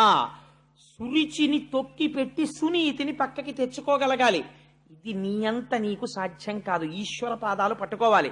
పట్టుకుంటే సురుచిని తిరస్కరించగలవు, సునీతికి పెద్దపీట వేయగలవు, ఆత్మధర్మాన్ని భక్తితత్వాన్ని ఒప్పుకోగలవు, నీ ధర్మమునందు నువ్వు నిలబడగలవు, సురుచిని త్రోసిరాదనగలవు. నాకు అక్కర్లేదు ఈ భౌతిక సుఖాలని, ధర్మ విరుద్ధమైనటువంటి సుఖమునందు మమకారమును విడిచిపెట్టగలవు.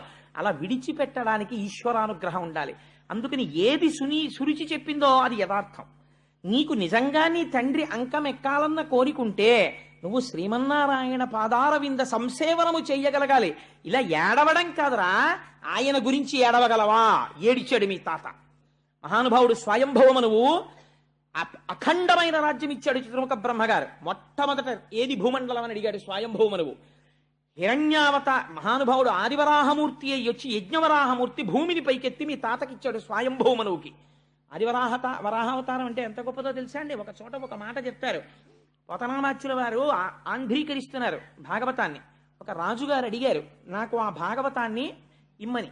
అడిగితే పోతన గారు ఇవ్వనన్నారు ఎవ్వరికి. ఈ మనుజేశ్వరాధములకిచ్చి పురమ్ములు వాహనమ్ములు సొమ్ములు కొన్ని పుచ్చుకొని సొక్కి శరీరము బాసి కాలుచే సమ్మెటవాటులంబడక సమ్మతి శ్రీహరికిచ్చే చెప్పే ఈ బొమ్మెర పొతనాచ్యుడొకడు భాగవతంబు జగద్ధితంబు గన్నని చెప్పుకున్నాడు. ఆయన ఒప్పుకోలేదు అంకితం ఇవ్వడానికి. ఆయనకి ఏం కానుకలు గుచ్చుకోట, ఆయనకి మమకారం లేదుట, ఈశ్వరుడి పాదాలు పట్టుకున్నవాట అని తెలుసుకుని ఆ రాజు వేటమిషతో వచ్చి భటుల్ని పంపాడు. పోతన గారిని తీసుకురండి నా దగ్గరికి. ఆ భటులు వెళ్ళారు. వెళ్ళేసరికి పోతన గారు, ఆయనకి ఏముందండి ఒక చిన్న పూరిపాక అంతే, ఆ పూరిపాకలో కూర్చొని భాగవతాన్ని ఆంధ్రీకరిస్తున్నారు. ఈ భటులు లోపలికి ఎడదామని చూశారు. వెళ్ళేటప్పటికి ఒక అడవి పంది పడుకునుంది పర్ణశాల ముందు, ఆ కుటీరం ముందు. అది వీళ్ళని చూసి పైకి లేచి గుర్ర నరిచింది. ఇటువంటి అడవి పందిని మనం ఎన్నడూ చూడలేదని భటులు పారిపోయి రాజుకు చెప్తే రాజు చీవాట్లు పెట్టాడు. అడవి పందిని చూసి పారిపోతారు, అది పులే సింహమా, మొత్తం సైన్యం వెళ్ళండి అన్నాడు. ఇంతమంది సైన్యం దాని కోరలు చూసి, దాని నోరు చూసి, దాని పళ్ళు చూసి భయపడి వచ్చేసారు. రాజా, మేము అటువంటి వరాహాన్ని చూడలేదన్నారు. తీరా రాజుగారు వచ్చి చూసి ఆశ్చర్యపోయి పోతన గారి పాదములు పట్టుకుని ప్రణిపాతం చేసి, నాకు బుద్ధొచ్చింది, ఈ కాపు కాస్తున్నది కేవలము వరాహము కాదు, ఈశ్వరాంశ అని తెలుసుకుని పోతన గారి కాళ్ల మీద పడిన తరువాత పోతన గారిని ఇంతసేపు మీ పాక బయట కాపాడినటువంటి వరాహం ఎవరంటే బయటికి వచ్చి చూశారు, అక్కడ ఏమీ లేదు. ఆయన అప్పటికి ఆంధ్రీకరిస్తున్న ఘట్టం ఏమిటో తెలుసా అండి? యజ్ఞవరాహమూర్తి భూమినెత్తుతున్న ఘట్టం. ఆ యజ్ఞవరాహమే పోతన గారి పర్ణశాల ముందు పడుకుంది.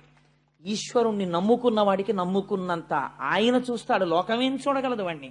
అందుచేత మహానుభావుడు మీ తాత స్వయంభూమనువు ఆ నారాయణుడు గురించి ఏడ్చాడు.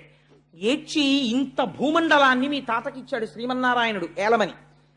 ఇంత భూమండలానికి నేను అధిపతినని స్వయంభౌమును పొంగిపోలేదు. శరీరమునకు వృద్ధాప్యం వచ్చిన తరువాత కొడుక్కి పట్టాభిషేకం చేసి అరణ్యములకు వెళ్ళిపోయాడు. ప్రయత్నపూర్వకముగా విషయ సుఖాల్ని వదిలిపెట్టేశాడు. వదిలిపెట్టి శ్రీమన్నారాయణుడిని గురించి తపస్సు చేసి తరించిపోయి ఆయన యందు లీనమైపోయాడు. ఆయన గురించి ఏడ్చిన వారిని ఆయన అలా తనలో కలుపుకున్నాడు. అడిగిన సుఖములు ఇచ్చాడు. మీ తాతలా నువ్వు ఏడవగలవా? మీ పిన్ని చెప్పింది తప్పు కాదరా, మీ పిన్ని పరమసత్యం చెప్పింది, నీకు అలా ఏడవడం వచ్చా? ఏడవడం వస్తే ఇంట్లో ఏడవడం కాదు, పో ఇక్కడి నుంచి. పోయి అరణ్యంలో కూర్చుని నిశ్శబ్దంగా ఉన్న చోట కూర్చుని శ్రీమన్నారాయణుడి గురించి ఏడు. ఆయన అనుగ్రహం కలిగిందా మీ తండ్రి అంకసీమ నువ్వు చేరగలుగుతావు. ఒక 5 సంవత్సరముల పిల్లవాణ్ణి ఎటువంటి స్థితికి తల్లి మాట తీసుకెళ్లిపోతుందో చూడండి. ఏ పిల్లడినైనా తల్లి మాట తీసుకుని వెళ్ళగలదు. అమ్మ ఇలా పెరుగన్నపు ముద్ద నోట్లో పెడుతూ చెప్పిన మాటలే ఆ పిల్లవాడి శీలాన్ని తీర్చిదిద్దుతాయి. అబ్దుల్ కలాం గారు ప్రిఫేస్ రాసుకుని ఒక మాట అంటాడు, అమ్మా, I wait for that day of the final judgement to reach your lotus feet once again. అమ్మా, వచ్చి నీ పాద కమలముల యందు చేరిపోయేటటువంటి మహామృత్యువు గురించి నిరీక్షిస్తున్నానన్నాడు మహానుభావుడు. అమ్మా, నాడు ఆకలితో నేను పరిగెత్తుకొస్తే నేను నేల మీద కూర్చుని అమ్మా ఆకలేస్తోందంటే నువ్వు కంచంలోంచి అన్నపు ముద్ద కలిపి నా నోటిలో పెట్టి నాకు నువ్వు అందించిన సంస్కార బలం రోజుకి దేశం గురించి 18 గంటలు అలమటించి 6 గంటలు నిద్రపోవడంలో పెళ్లి చేసుకోవాలన్న స్పృహ మరిచిపోయేటట్టు చేసింది. అయితే అటువంటి మహర్షి అబ్దుల్ కలాం అంటే, అటువంటి రాష్ట్రపతి పాలిస్తున్న దేశంలో నేను ఉన్నందుకు గర్వపడుతుంటాను నేను. అటువంటి మహాపురుషుడు ఋషి కాడండి కలాం గారు. అటువంటి వాడు వింగ్స్ ఆఫ్ ఫైర్కి ప్రిఫేస్ రాస్తూ ఒక మాట అన్నాడు, అమ్మా, నువ్వు పెట్టిన అన్నం నన్ను ఈ స్థితికి తెచ్చింది, మళ్ళీ నేను ఎన్నడూ నీ పాదములకు చేరిపోతానో, ఎప్పుడొచ్చి నీ పాదములకు నమస్కరిస్తానో అని ఫైనల్ జడ్జిమెంట్ డే కోసం వెయిట్ చేస్తున్నానమ్మా అన్నాడు. పోతన గారు వాడారు ఆ మాట. మహామృత్యు కాలంబునన్ అజామిలోపాఖ్యానం విందురు గాని ఎలా ఉంటుందో అసలు ఆ నామం అంటే ఏమిటో విందురు గాని. సరే, అది వేరు విషయం. ఎలాగో వచ్చేస్తున్నాయి కదా, పప్పు కూర పచ్చడి అన్ని తర్వాత గరిట్లో అన్ని పట్టుకుని సిద్ధంగా ఉన్నారు. దాని తర్వాత ఒకటి ఎలాగో వడ్డించేస్తారు. సరే, అందుచేత ఈ మాట చెప్పింది తల్లి. ఈ మాట చెప్తే తల్లి చెప్పిన మాట పిల్లవాడి తల్లోకి ఎక్కిందంతే. ఈ మాట చెప్పగానే, సరే నేను బయలుదేరతానమ్మా, శ్రీమన్నారాయణుడి గురించి నేను తపస్సు చేస్తాను, చేసి ఆ స్వామి అనుగ్రహాన్ని పొందుతాను. పిల్లవాడి తిక్కని దేని కింద మారుస్తోందో చూడండి.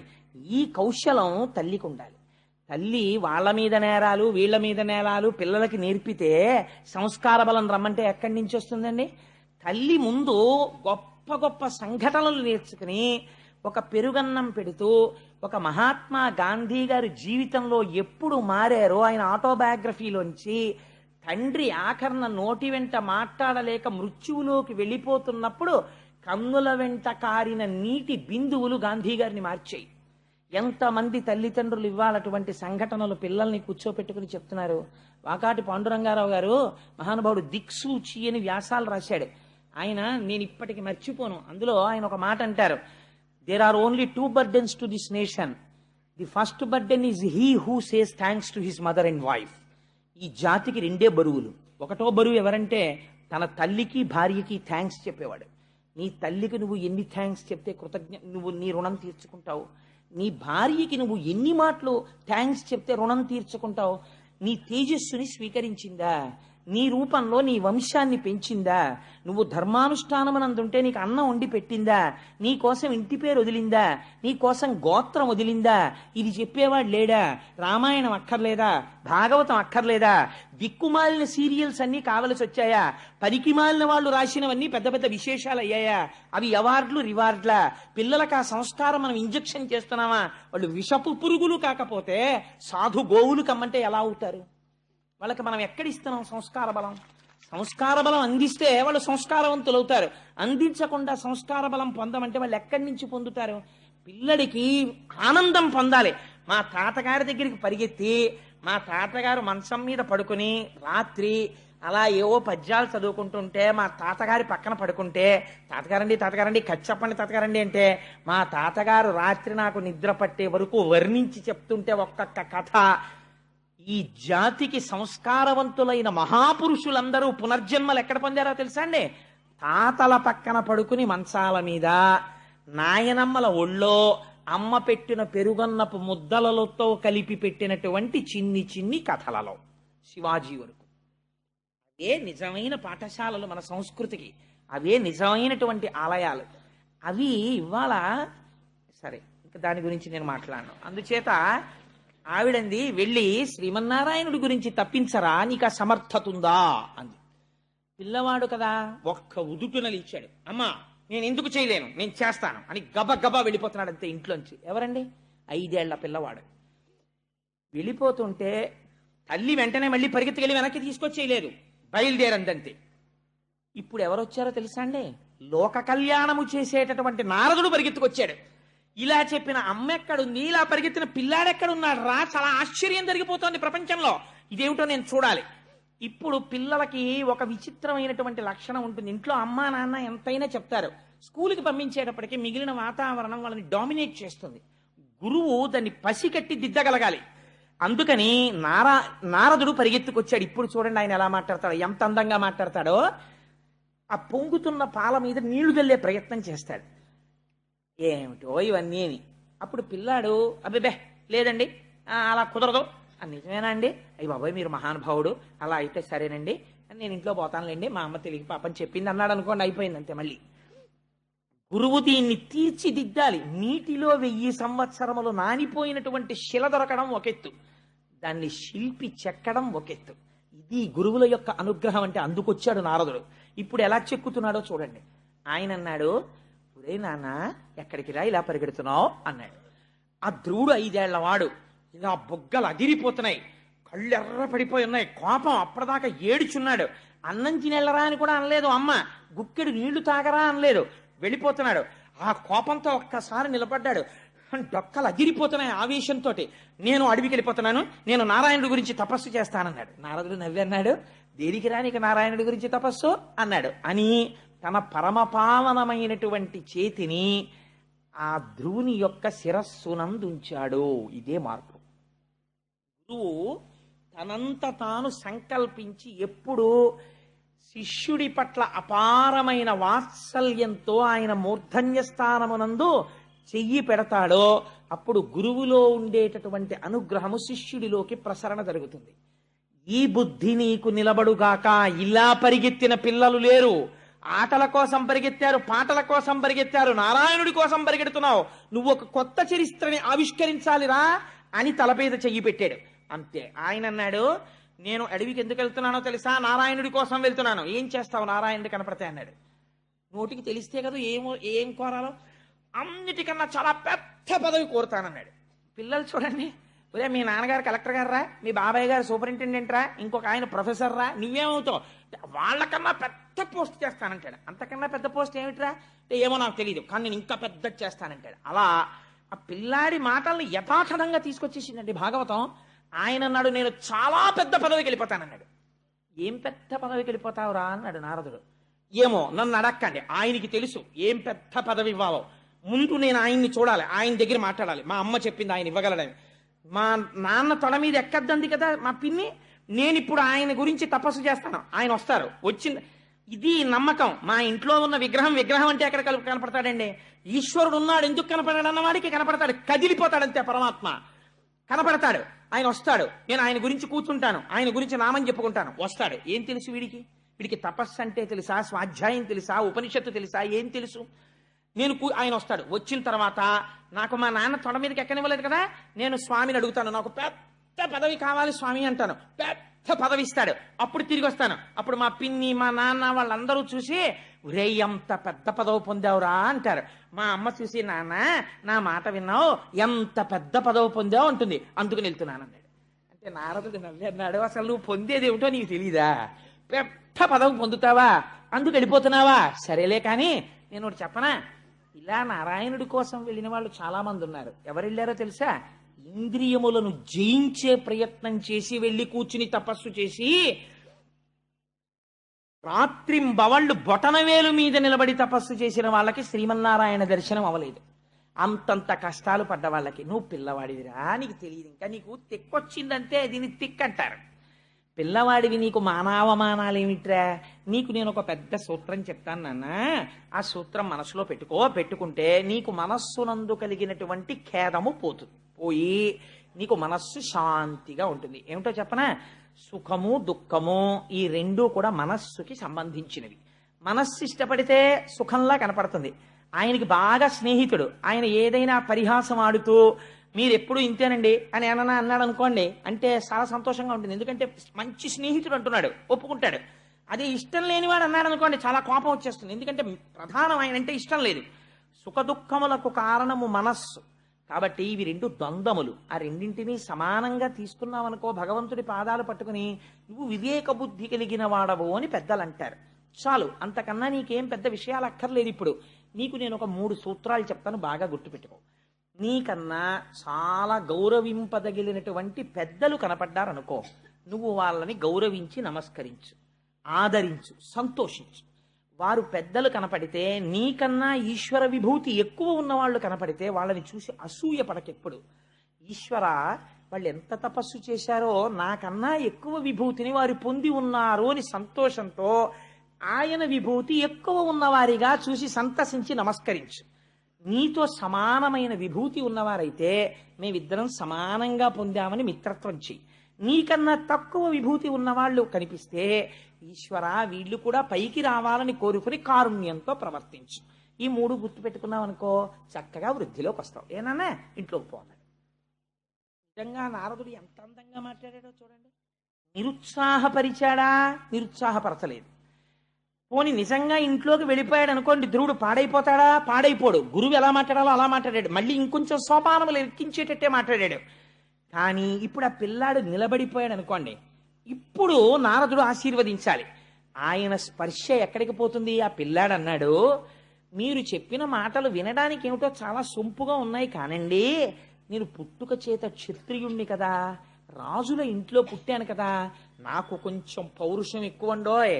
మా పిన్ని నన్నంత మాట అంది, ఇక్కడ అయింది గాయం. నాకు ఇప్పుడు ఈ గాయం పోవాలంటే ఒకే ఒక రసాయనంతో పోతుంది. దీనికి బయట మందు లేదు. ఇంకా శ్రీమన్నారాయణ సందర్శనం అనేటటువంటి రసాయనమే మా పిన్ని మాటలనేటటువంటి ఈ లోపల కలిగినటువంటి వ్రణమును మాన్పగలదు.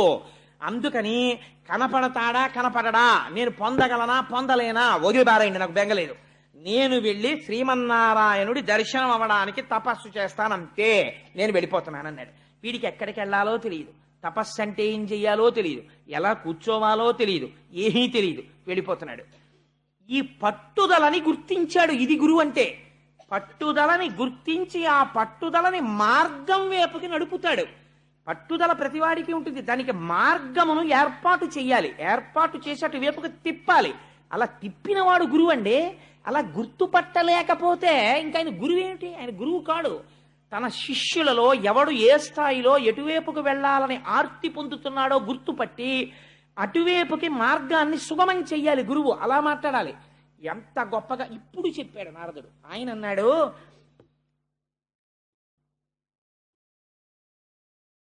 వర యమునా నది తటమున హరి సాన్నిధ్యంబు శుచియు అతి పుణ్యమునై పరగిన మధువనమునకును సరస గుణాచనము మేలు సమకురు ఎచటన్. నాయనా, సరసగుణ నువ్వు చనుము వెళ్ళు. ఎక్కడికెడతావో తెలుసా? యమునా నది తటమున, యమునా నది యొక్క ఒడ్డున హరి సాన్నిధ్యంబు శుచియు, నిరంతరము శ్రీమన్నారాయణుని యొక్క పాద స్పర్శ కలిగినటువంటి ఒక గొప్ప వనమున్నది. ఆ వనమునకు మధువనమని పేరు. అది అతి పుణ్యమైనటువంటి వనము. నువ్వు ఆ వనమునకు వెళ్ళి అక్కడ స్వస్తికాసనమో పద్మాసనమో నీకు ఏ ఆసనం వచ్చో ఆ ఆసనము వేసుకుని కూర్చో.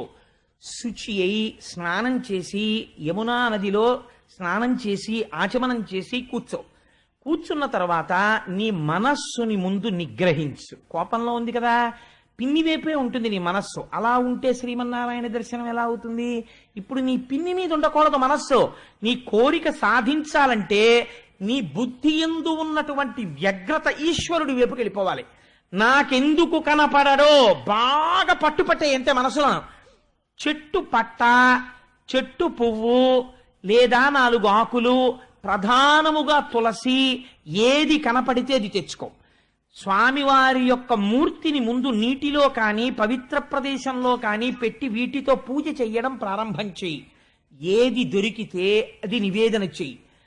అతి మితంగా ఆహారాన్ని తీసుకో. ఎవ్వరితో మాట్లాడకో. ఈశ్వరుడు యందే మనస్సు పెట్టు. రాత్రనక పగలనక నువ్వు మరిచిపోవాలి. కన్నులు మూసుకుని ధ్యానం చేస్తుంటే నీ ఇంద్రియాలు వెనక్కి తిరిగిపోవాలి. నీకేది చూడకూడదు. ఇప్పుడు నువ్వు మాట్లాడుతున్నప్పుడు నీ పిన్ని మాట మీదే నీకు ఎలా బుద్ధి నిలబడిపోయిందో అలా నీ బుద్ధి శ్రీమన్నారాయణుడి మీదే నిలబడిపోవాలి. అలా నిలబడిపోవాలంటే నీకు ఆయన ఎలా ఉంటాడో తెలియాలి కదా. నీకు అసలు ఆయన ఎలా ఉంటారో తెలియకుండా నువ్వు ఎవరిని మనసులో చూస్తావు? ఆయన ఎలా ఉంటాడో నేను చెప్తాను. ఎందుకంటే నేను చూసి వస్తుంటాను తరచూ వెళ్ళి. అందుకని ఎలా ఉంటాడో చెప్తాను. నువ్వు విని బాగా మనసులో గుర్తుపెట్టుకుని వెళ్ళు. ఇప్పుడు మార్గం చెప్పేవాడు వాడు దొరికాడు పిల్లాడికి. వాడు చిన్న పిల్లవాడు, మంచి సుక్షేత్రమునందు పడుతోంది విత్తనం. అందుకని వాడు చెప్పండి ఇలా కళ్ళు తుడిచేసుకుని చెప్పండి, నేను అలాంటి స్వామిని ఇంకా ఆరాధన చేస్తాను, చెప్పండి ఎలా ఉంటాడన్నాడు. అంటే నిజంగా నారదుడి మాటలంటే ఎలా ఉంటాయో, గురువు అంటే ఎలా ఉంటాడో, ఎటువంటి భూమికనందున్న వారిని ఉద్ధరిస్తాడో చూడండి. ఆయన అంటాడు, హార కిరీట కేయూర కంకణ ఘనభూషణుడాశ్రిత పోషణుండు, లాలిత కాంచీ కలాప శోభిత కటిమండలుండంచిత కుండలుండు, మహనీయ కౌస్తుభమణి గృణిచారు గ్రైవేయ కుండానందదాయకుండు, సలలిత ఘన శంఖ చక్ర గదాపద్మ హస్తుండు భువన ప్రశస్తుడజుడు, కమ్ర సౌరభ వనమాలికాధరుండు, హత విమోహుండు నవ్య పీతాంబరుండు, లలిత కాంచననూపుర అలంకృతుండు, నిరతిశయ సద్గుణుండు దర్శనీయతముడు.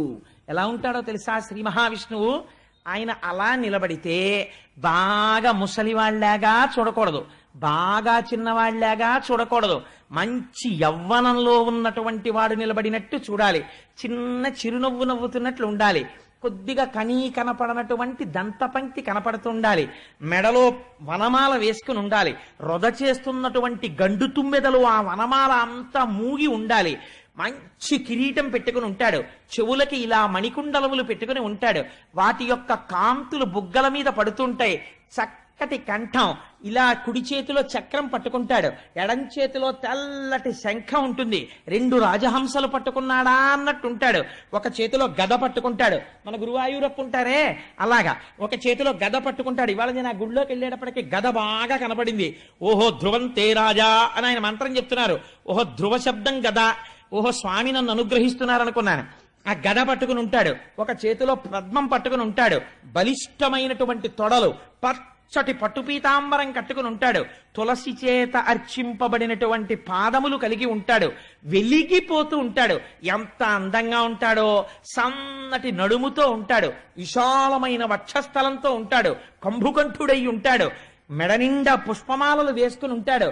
అసలు ఆయన్ని చూడగానే అనిపిస్తుంది. ఎంత చూసినా తనివి తీరకుండా మనసులో ఆనందం పొంగిపోయేటట్టు చూడు. అంతేకాని అబ్బాయి ఎంతసేపు చూస్తానులేండి ఇంకా అలా చూసి విసుగెత్తుతోందని చూడకు. చూడడంలో రమించిపోతూ చూడడం మొదలెట్టు. అలా చూడగా నీ మనస్సు లగ్నం అయిపోతుంది. అలా చూసి ఆహారం సంగతి కూడా మరిచిపోయి నీకు గుర్తుండకూడదు. కానీ ఎప్పుడైనా శరీరాన్ని నిలబెట్టడానికి ఆహారం తీసుకో. ఏనన్నా అలా లోపల నారాయణుణ్ణి చూడు, నీకు నారాయణుడు కనపడతాడన్నాడు. నేను తప్పకుండా అలా చేస్తానండి అన్నాడు. అంతే. ఇది గురువు అంటే. వెళ్ళిపోయాడు అంతే, గబ గబ గబ గబ గబ నడిచి వెళ్ళిపోయాడు అరణ్యానికి. యమునా తటం కనపడింది, స్నానం చేశాడు, ఆచమనం చేశాడు. వెంటనే చెప్పాడు కదా నారదుడు, నీకు కోపం ఉండకూడదు, ఇంకా పిన్ని అవి గుర్తు రాకూడదు అన్నాడు. ఓ పద్మాసనం వేసుకున్నాడు. శరీరాన్ని నిలబెట్టుకోవడానికి మాత్రమే ఆహారం తినమన్నాడు. అన్ని తులసి దళాలు తెచ్చేవాడు, అన్ని పువ్వులు తెచ్చేవాడు. ఇక్కడే ఉన్నాడు నారాయణుడు, నిన్ను రక్షిస్తాడు, నువ్వు బెంగ పెట్టుకోకు, నీకు నేను ద్వాదశాక్షరీ మంత్రోపదేశం చేస్తున్నాను, 7 రోజులు నువ్వు నిష్ఠతో చేసేటప్పటికీ దేవతలు నీకు కనపడతారు రా అన్నాడు. అందుకని ఇప్పుడు స్వామి ఇక్కడున్నారు, నాకేం బెంగనుకున్నాడు, నాకేం భయం. స్వయంగా నారదుడు చెప్పాడు ఈ మాట, నాకు ఇంకా భయం లేదు, నా స్వామి చూసుకుంటాడు అనుకున్నాడు. ఎంత తొందరగా నా స్వామి వచ్చేస్తాడా, నేను ఎంత బాగా చేసేస్తానా, ఎంత తొందరగా లొంగిపోతాడా, ఇదే తాపత్రయం అంతే. పిల్లల యొక్క చిత్తం అలా ఉంటుందండి వాళ్ళని, కానీ మీరు సరిగ్గా పెట్టగలిగితే అంతే. తులసి తెచ్చాడు, 4 పట్టలు తెచ్చాడు, ఇన్ని ఆకులు తెచ్చాడు, ఇన్ని పువ్వులు తెచ్చాడు, ఆరాధన చేసేసేవాడు. మొదటి నెలలో 3 రోజులకొకసారి వెలగపండు రేగుపళ్ళు తినేవాడు. ఆ తర్వాత 6 రాత్రులకొక్కసారి, 2వ నెలలో 6 రాత్రులు పూర్తయిన తర్వాత కొద్దిగా గడ్డి, ఇన్ని ఆకులు తినేవాడు. 3వ నెలలో 9 రాత్రులకొక్కసారి కొద్దిగా నీళ్లు తాగేవాడు. 4వ నెలలోకి వచ్చేసరికి 12 రాత్రులకొకసారి వాయుభక్షణం చేసేవాడు. అదేమిటంటే వాయుభక్షణం ఎలా చేస్తారు అని మీకు అనుమానం రావచ్చు. వాయుభక్షణం అంటే ఆ పిల్లవాడి యొక్క బుద్ధి వ్యగ్రత చేత, వాడి యొక్క నిష్ఠ చేత వాడికి తెలియకుండా ప్రాణాయామము, పూరకము, రేచకము, కుంభకము వచ్చేసాయి. వాడొక్కసారి ఊపిరి తీస్తే 12 రోజులు ఆ ఊపిరిని నిలబెట్టేసేవాడు. నిలబెట్టేసి శ్రీమన్నారాయణ దర్శనం చేస్తూ ఉండిపోయేవాడు. అలా కుంభకం చేసి 12 రాత్రులకు ఒక్కసారి విడిచిపెట్టేవాడు.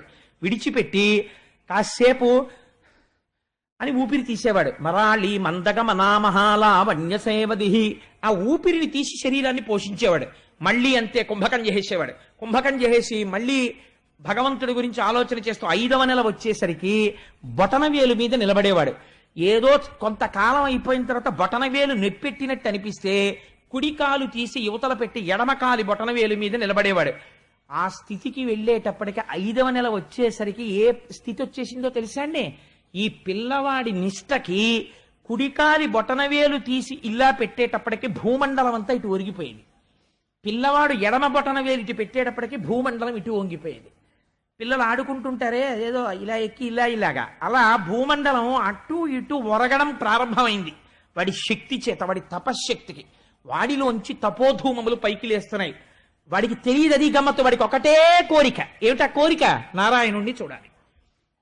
ఇలా అపారమైన తపస్సు చేసేస్తున్నాడు. చేసేస్తుంటే అప్పుడు దేవతలందరూ ఏమిట్రా భూమండలమే కంపించిపోతోందని బెంగ పెట్టుకుని గబగబా వైకుంఠానికి వెళ్ళారు. అక్కడ సాకారుడై ఉంటాడు, అంతటా ఉంటాడు పరమాత్మ శ్రీ మహావిష్ణువు. కానీ భక్తులను అనుగ్రహించడానికి ఒక ఆకారమును తాను పొందుతాడు. అలా పొందిన ఆకారము విష్ణువు యొక్క ఆకారము, అది సగుణం అంటారు. అటువంటి సగుణమైన మూర్తి దగ్గరికి వెళ్ళి ప్రార్థన చేశారు. ఒక విచిత్రమైనటువంటి విషయం, దేవతలకి సంకటం ఎందుకు వచ్చిందో తెలుసా అండి? ఇప్పుడు అదేమో యవ్వనంలో ఉన్నవాడు తపస్సు చేస్తున్నాడు అనుకోండి, వాడు ఓ అప్సరసని పిలిచి భంగం చేసి పారాయని పంపించేస్తారు. పిల్లాడు 5 ఏళ్ల పిల్లాడు వీడి దగ్గరికి ఎవరిని పంపిస్తారు? వీడిని ఇప్పుడు అసలు ఎలా నిగ్రహించాలో వాళ్ళకి అర్థం కాలేదు. పైగా వీడికి లోపల ఇంకా ఎంత పూనిక పట్టేసిందంటే నేను నారాయణుణ్ణి చూడాలి ఈ కళ్ళతో, అంతే. వాడు ఇంకా ఎంత తపస్సు చేసేస్తున్నానో వాడికి తెలియదు, అలా చేసేస్తున్నాడు అంతే. ఇంకా ఇంత గొప్ప తపస్సు సృష్టిలో లేదు. ఇటువంటి తపస్సు చేస్తూ ఆయన దగ్గరికి వెళ్ళారు. స్వామి ఇదేం విచిత్రం అండి, 5 ఏళ్ల పిల్లాడేమిటి, 5 నెలలు తపస్సు ఇంతే, only 5 months short term programme. కానీ ఆ తపస్సు ఇప్పటివరకు ఎవరూ చేయలేదు. వాడి కోరిక ఏమిటో తెలియదు. పోనీ విచిత్రం ఏంటంటే వాడు ఈ కోరికతో చేస్తున్నాడు, ఇంద్ర పదవి కోసం చేస్తున్నాడు అనుకోండి, ఇంద్రుడు కంగారు పడిపోయి ఏదో ఒకటి చేసేస్తాడు. చాలా పెద్ద పదవి కావాలంటాడంతే. నారదుడు అడిగితే కూడా వాడికే తెలియదు వాడికి కావలసిన పెద్ద పదవి ఏమిటో. అసలు ఆ పెద్ద పదవి ఏమిటి, వాడు ఎందుకు చేస్తున్నాడు, మీరు కావాలంటాడు, మీరే ఇవ్వాలంటాడు, అసలు ఏమిటి అల్లరి. స్వామి మీరు బయలుదేరి ఒక్కసారి వెళ్ళండి స్వామి, ఏమనుకోవద్దు, ఇలా అయిపోతోంది భూమండలం అంతాను అన్నారు. అంటే ఆయన అన్నాడు ఒక నవ్వు నవ్వి, ఎవడు రానా గురించి ఏడ్చి ఇలా తప్పించినవాడు వాడిని చూడ్డానికి పొంగిపోతూ పెడుతున్నానన్నాడు అని లక్ష్మీ సహితుడై గరుడ వాహనారూఢుడై ధ్రువుడు తపస్సు చేస్తున్నటువంటి మండలానికి వచ్చాడు. వచ్చి ఒక్కసారి ఆ భూమండలం మీద నిలబడి సాక్షాత్కరించాడు. సాక్షాత్కరించేటప్పటికి పిల్లవాడండి, చిన్నవాడు, ఆయనకి ఏం తెలుసు ధ్రువుడికి? కళ్ళు విప్పి చూశాడు. ఓహ్, ఎదురుగుండా తేజోవిరాజితమైనటువంటి మూర్తి దర్శనమిచ్చాడు. ఎవ్వరికీ దర్శనమివ్వని స్వామి, మాంసనేత్రములకు గోచరము కాని స్వామి ఈ నేత్రములకు ధ్రువుడికి దర్శనమిచ్చాడు. ఇస్తే విచిత్రం ఏంటంటే వీడికి నారాయణ అని పిలవడం కానీ ఆ తర్వాత స్తోత్రం చేయడం కానీ రాదు. ఎందుకంటే వాడు ఏమైనా చదువుకుంటే కదా, వాడికి గురుముఖత విద్య లేదు, వాడు పురాణం చదవలేదు, వాడు ఉపనిషత్తు చదవలేదు, వాడి కోరిక ఏమిటో వాడికి తెలియదు, వాడు వచ్చి తపస్సు చేశాడు. ఇప్పుడు స్వామి వచ్చిన తరువాత కనీసం స్వామి మీ అంతటి మహాపురుషులు వచ్చి దర్శనమిచ్చారు అని ఏదో అనాలి కదా, ఒక స్వాగత వాక్యం. వీడు నేను కోరుకున్న స్వామి కనపడ్డారని జుర్రేస్తున్నాడు కళ్ళతోటి. అంతే, ఆపాదమస్తక నారదుడు ఎలా చెప్పాడో అలాగే ఉన్నాడు. కాదు దానికి కోటి రెట్లున్నాడు. నోటితో చెప్పడం కుదరదనమాట అని జుర్రుకుని ఆనందంలో తాగేస్తూ ఇలా పైనుంచి కిందకి, కింద నుంచి పైకి, పైనుంచి కిందకి చూస్తూ అలాగే కూర్చుని ఉండిపోయాడు. ఉండిపోతే స్వామి చరిత్రలో లేని సంఘటన చూసి వీడు ఇలాగే కూర్చుంటాడు, వీడికి కనీసం స్తోత్రం చెయ్యడం నేనే నేర్పుదాం, లేకపోతే రేపు పొద్దున్న దర్శనమిస్తే వాడు పద్యం కూడా చెప్పలేదంటారు. అందుకని నేనే నేర్పుదాం వీడికి సమస్త వేదములు ఉపనిషత్తులు సమస్త జ్ఞానము భాషించుగాక అని 4 అడుగులు ఆయన మంజీరములు మోగుతుండగా, ఆయన చేతి కంకణములు ధ్వని చేస్తుండగా, ఆభరణములు పట్టుకుని 4 అడుగులు ముందుకొస్తే ఆయనతో పాటు గరుత్మంతుడు నడుస్తుంటే లక్ష్మీ సహితుడై నడిచి వచ్చి తన ఎడమ చేతిలో ఉన్నటువంటి శంఖము సమస్త వేద ఉపనిషత్తు జ్ఞాన సారాంశము. ఆ శంఖమును తీసి ధ్రువుడి యొక్క శిరస్సు మీద ఉంచాడు తన చేత్తో. ఎటువంటి భాగ్యాన్ని పొందాడండి నిజంగా, అటువంటి భాగ్యం. అందుకే ద్వాదశి నాడు దగ్ధం అయిపోతుంది రాని అజ్ఞానం, అది వింటే చాలు, ఎన్ని కోట్ల జన్మల తర్వాత వింటున్నావో ఇదన్నారు.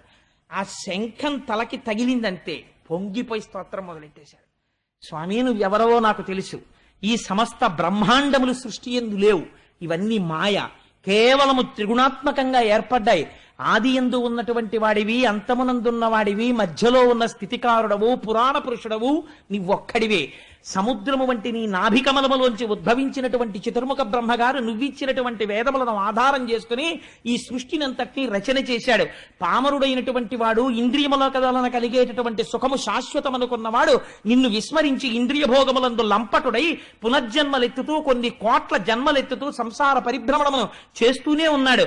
ఈశ్వర నీ అనుగ్రహము ఎంతటిదని నేను చెప్పగలను. కేవలము నిన్ను చూడాలని ఆర్తి చేత ఏమీ చేత కానటువంటి నేను నీ నామమును ఉచ్చరిస్తూ ఇక్కడ కూర్చుండిపోయినంత మాత్రం చేత దయాళువై నాకు దర్శనమిచ్చావు. స్వామి నువ్వు కనపడ్డావు కాబట్టి నేను ఒకటి అడుగుతున్నాను, జన్మ జన్మాంతరములకు నాకు కావలసినది ఏమిటో తెలుసా అని ఆయన అంటాడు. హరిభజనీయ మార్గనీయతాత్మకుడై భవదీయమూర్తిపై వరదిన భక్తియుక్తులకు వారల సంగతి కలుగచేయు సత్పురుష సుసంగతిన్ వ్యసన దుర్భవ సాగరమప్రయత్తతన్ సరస భవత్ కథామృతరసంబునమత్తుడనై తరించదన్. స్వామి సర్వకాలములయందు నీ కథలే తలుచుకుంటూ, నిన్నే చూస్తూ, నీ గురించే మాట్లాడుతూ, ఎప్పుడు వెళ్ళి పలకరించినా ఆ మాటలు మళ్ళీ ఈశ్వరుడిలోకి వెళ్ళిపోయి ఎప్పుడూ భగవత్ కథలు చెప్పుకుంటూ మనస్సు పొంగిపోతూ ఎప్పుడూ ఈశ్వరుడు గురించే తలుచుకుంటూ, ఒక్కడు కూర్చున్నా సరే ఏదో తలుచుకుని వాళ్ళో వాడే సంతోషపడిపోయి అటు ఊగిపోయి ఇటు ఊగిపోయి వెర్రినవ్వు నవ్వేసుకుంటుంటే, ఏంటంటే ఆయన అలాగా వెర్రేళ్ళగా అలా ఊగిపోతుంటాడు అంటుంటే లోపల ఈశ్వరుణ్ణి తలుచుకోవడం వల్ల కలిగినటువంటి ఆనందం లోపల పట్టక నిండిపోయినటువంటి నీటితో కూడినటువంటి బిందె ఇంకా నీటిని పట్టలేక అంచులవించి కారిపోయినట్టు లోపల భగవంతుని యొక్క గుణములను స్మరించడము చేత కలిగినటువంటి ఆనందము లోన పట్టక కర్మేంద్రియ సంఘాతమైనటువంటి శరీరము అటు ఇటు కదిలిపోతూ ఆనందపడిపోయేటటువంటి మహాపురుషులైనటువంటి భక్తులతోటి నాకు సాంగత్యమి. వారితో కలిసి ఉండడం చేత ఆ మాటలు విని విని విని నా మనస్సు కూడా నీ యొక్క పాదార విందముల యందు శాశ్వత స్థానమును పొందుతుంది. స్వామి నాకు కావలసినది ఏమిటో తెలుసా? నిరతము దావకీన భజనీయ పదాబ్జ సుగంధ లబ్ధి ఎవ్వరి మది నొందగా కలుగు వారలు తత్ప్రియ మర్చదేహమున్నరయ తదీయ దార తనయాది సుహృద్గృహ బంధు వర్గమున్మరతురు విశ్వతోముఖ రమాహృదయేశ ముకుంద మాధవ. ఎన్ని మాటలు వచ్చేసాయో చూడండి. ఆ శంఖం తగలగానే ఆయన అంటున్నాడు, సంసారములో లేరా అంటే సంసారములో ఉంటారు. సంసారం వదిలేశారా అంటే వదిలేసినట్టు కనపడదు. సంసారములో ఉంటారు, భార్య గుర్తుండదు, పిల్లలు గుర్తుండరు, ఎప్పుడు మనస్సంతా దేని మీద రమిస్తుంటుంది? ఈశ్వరుడి మీద రమిస్తూ ఉంటుంది. అలా ఎప్పుడు రమించిపోతూ రమించిపోతూ ఆఖరికి దేహం పడిపోతున్నప్పుడు కూడా ఈ శరీరం పడిపోతోందనేటటువంటి మృత్యుభయాన్ని పొందకుండా ఆఖరి శ్వాసలో కూడా నిన్నే తలుచుకుంటూ పొంగిపోయే లక్షణం ఉన్నటువంటి మహాభాగవతులు నిన్నే పొందుతున్నారు స్వామి, నీలో ఐక్యమైపోతున్నారు. అటువంటి వారితోటి నాకు సాంగత్యం ఇప్పించు తండ్రి అని అడిగాడు. అడిగితే స్వామి చూసన్నారు, ఊరే నువ్వు చాలా గొప్ప స్తోత్రం చేశావురా, మహావైరాగ్యం ఉన్న వాళ్ళు ఇటువంటి స్తోత్రం చేయరు. నీ స్తోత్రం నన్ను చాలా ఆనందపరిచింది, కానీ నీకేం కావాలి అని నేను అడగాలి. ఇప్పుడు అడిగితే నువ్వేం చెయ్యాలి? అయ్యా స్వామి నాకు ఇది కావాలండి అని అడగాలి. దీన్ని స్వామి దర్శనం ఇవ్వడం, భక్తుడు వరం అడగడం, స్వామి వరాన్ని ఇవ్వడం అంటారు. నీకు నారదుడు చెప్పాడు కదా, నేను ఏదైనా ఇవ్వగలను అని మీ అమ్మ చెప్పింది కదా, అందుకే కదా నువ్వు తపస్సు చేశావు. నువ్వు బయలుదేరేటప్పుడు ఏమని బయలుదేరావు? నాకు పెద్ద పదవి కావాలని బయలుదేరావు. నీకు పెద్ద పదవి అంటే నీకు ఏమిటి చెప్పాలో నీకు చేత కాదు. కానీ ఇది నువ్వు పెద్ద పదవి అన్నది ఏమిటో నాకు ఒక్కడికే తెలుసు. కానీ అది ఎవరికి ఇవ్వరు ఆ పదవి. కానీ ఊరే ఇంత చిన్నవాడివా పదం ఏమిటో తెలియకుండా ఇంత తపస్సు చేసేసావు, అందుకే నీకు ఇచ్చేస్తున్నాను ఆ పదవి. ఏమిటో తెలుసా పదవి? ధర్మము, అగ్ని, కశ్యపుడు, సప్తర్షులు, కాలము, నక్షత్ర మండలము, ఋతువులు, సూర్యచంద్రాది గ్రహములు, ఈ బ్రహ్మాండములు ఏది కదలకపోతే దాన్ని ఆధారంగా చేసుకుని రంగులు రాట్నం తిరిగినట్టు తిరుగుతాయో అటువంటి ధ్రువమండలం కింద నిన్ను మార్చేస్తున్నాను. నువ్వు ధ్రువమండలమై వినువీధిన వెలుగుతుంటే నిన్ను ఆధారం చేసుకుని సమస్త జ్యోతిశ్చక్రము తిరుగుతుంటుంది. అటువంటి పదవిని నీకు అనుగ్రహిస్తున్నానన్నాడు. అంటే అసలు ధ్రువుడికి అలాంటి పదవి ఉంటుందని తెలియదు, పొంగిపోయాడు. ఇది స్వామి అనుగ్రహం అంటే. అందుకే శంకరాచార్యులు వారు అంటారు, ఈశ్వరుణ్ణి నువ్వు అడక్కు అంటారు. నీకేం వచ్చని అడుగుతావు? నువ్వు అడక్కు, నీకు నోటితో తెలియదు. స్వామి నువ్వు రక్షించు అను. ఆయనకి తెలిసి నీకేమిచ్చి కాపాడుకోవాలో ఆయన ఇస్తాడు. ఏమండి ఆయన్ని ఎంతో మంది ఎన్నో అడిగారు, ఇలా అడిగిన వాళ్ళు ఉన్నారా అని. నీకు అంత పదవి ఇచ్చానురా, కానీ ఇప్పుడే కాదు, నువ్వు ఇంటికెళ్ళు. నీకు భవిష్యత్తు కూడా చెప్పేస్తున్నాను. నీ తమ్ముడు మరణిస్తాడు, నీ పిన్ని మరణిస్తుంది, నీకు రాజ్యాభిషేకం జరుగుతుంది. జరిగిన తరువాత తదనంతర కాలమునందు నువ్వు వైరాగ్యం పూర్ణంగా సిద్ధించి తపస్సు చేస్తావు. అప్పుడు నిన్ను అటువంటి ధ్రువమండలానికి తీసుకెళ్ళి తర్వాత నాలో ఐక్యం చేసేసుకుంటాను. ఇదే నీకు చిట్ట చివరి జన్మ అని చెప్తే ధ్రువుడు అని చెప్పి స్వామి అంతర్ధానం అయిపోయారు. అంతర్ధానం అయిపోతే ధ్రువుడు చాలా దిగులుగా ముఖం పెట్టి, అయ్యో ఇంత తపస్సు చేస్తే నాకు ఇదా ఫలితమని ఏడుపు మొహంతో బయలుదేరట. అది విచిత్రం. మీరు విచిత్రం చూసారా? ఆయనంత పదవిస్తే ఈ పిల్లాడికి ఏమిటో ఇంత తపస్సు చేస్తే శ్రీమన్నారాయణుడు కనపడితే పెద్ద పదవిస్తాడనుకుంటే ఇదా నాకు ఇచ్చింది అని ఏడుస్తూ వెడుతున్నట్టంటే చిన్న బుచ్చుకున్న మొహంతో. అంత ధ్రువుండును పంకేరుహాక్ష పాద కమల సేవోసాదిత మనోరథములు తనరియో తనదు చిత్తంబులోన తుష్టి పొందక చనియ విశిష్ట చరిత్ర. విదురుడితో చెప్తున్నాడు మైత్రేయుడు. మనసులో తృప్తి లేకుండా తలంచుకుని ఏదో ఓడిపోయిన వాళ్ళ అలా నడుస్తున్నాడు అన్నారు. అంటే విదురుడు తెల్లబోయాడు. ఇదేమిటయా, నేను ఎక్కడ కనీ విని ఎరుగని ఇంతటి పదవి ఇస్తే ఇంతటి ధ్రువుడు ఇంత గొప్ప పదవి వచ్చిందని సంతోషపడ్డం మానేసి ఇలా తలంచుకుని ఏడుస్తూ వెళ్ళడం ఏమిటయ్యా అన్నాడు. అంటే మైత్రేయుడు అన్నాడు, అనగా పినతల్లి తన్ను పల్కిన దురుక్తి బాణ విద్ధాత్ముడగుచు తద్భాషణములు చిత్తమున తల్చుచుండుటను చేసి ముక్తి కొరమికినత్మలో వగగుందుచుండే. ఆ పిల్లవాడు అనుకున్నట్ట, అయ్యవారి స్వామివారి చేతి శంఖం తలకి తగిలింది కదా, నేను తెలియక మా పిన్ని మాటలు నా హృదయంలో నాటుకోవడం వల్ల నాన్నగారి తొడ మీద నన్ను కూర్చోపెట్టుకోలేదు అన్న కారణంతో బయలుదేరుతున్నప్పుడు నాకు పెద్ద పదవని బయలుదేరాను. సనక సనందనాది మహర్షులు ఎన్ని కోట్ల సంవత్సరముల నుంచో తపస్సు చేసి జ్ఞానం అంటే ఏమిటో తెలుసుకుందామని ఏ స్వామిని దర్శనం చేద్దామని ప్రయత్నం చేస్తున్నారో అటువంటి వాడు నాకు దర్శనం ఇచ్చాడు. నేనేం అడిగి ఉండాల్సింది? స్వామి నాకు మోక్షమి అని అడిగి ఉండాల్సింది. నేనేమో ఏమీ మాట్లాడలేదు. అనవసరంగా పెద్ద పదవి అన్నాను. ఇప్పుడు నేను కొన్నాళ్ళు ఆ ధ్రువ మండలంలో ధ్రువుడిగా ఉండాలి, హాయిగా మోక్షం పొందేస్తే ఎంత బాగుండేది అనుకున్నట్ట వాడు. అందుకుని వాడికి తృప్తి పొందలేదు అంటే ఇప్పుడు మీకేమర్థం అవుతోంది? స్వామి శంఖం ఎవరికి తగిలిందో వాడు ముక్త పురుషుడు అవుతాడు. వాడికి ముక్తి ఎందే కోరిక ఉంటుంది.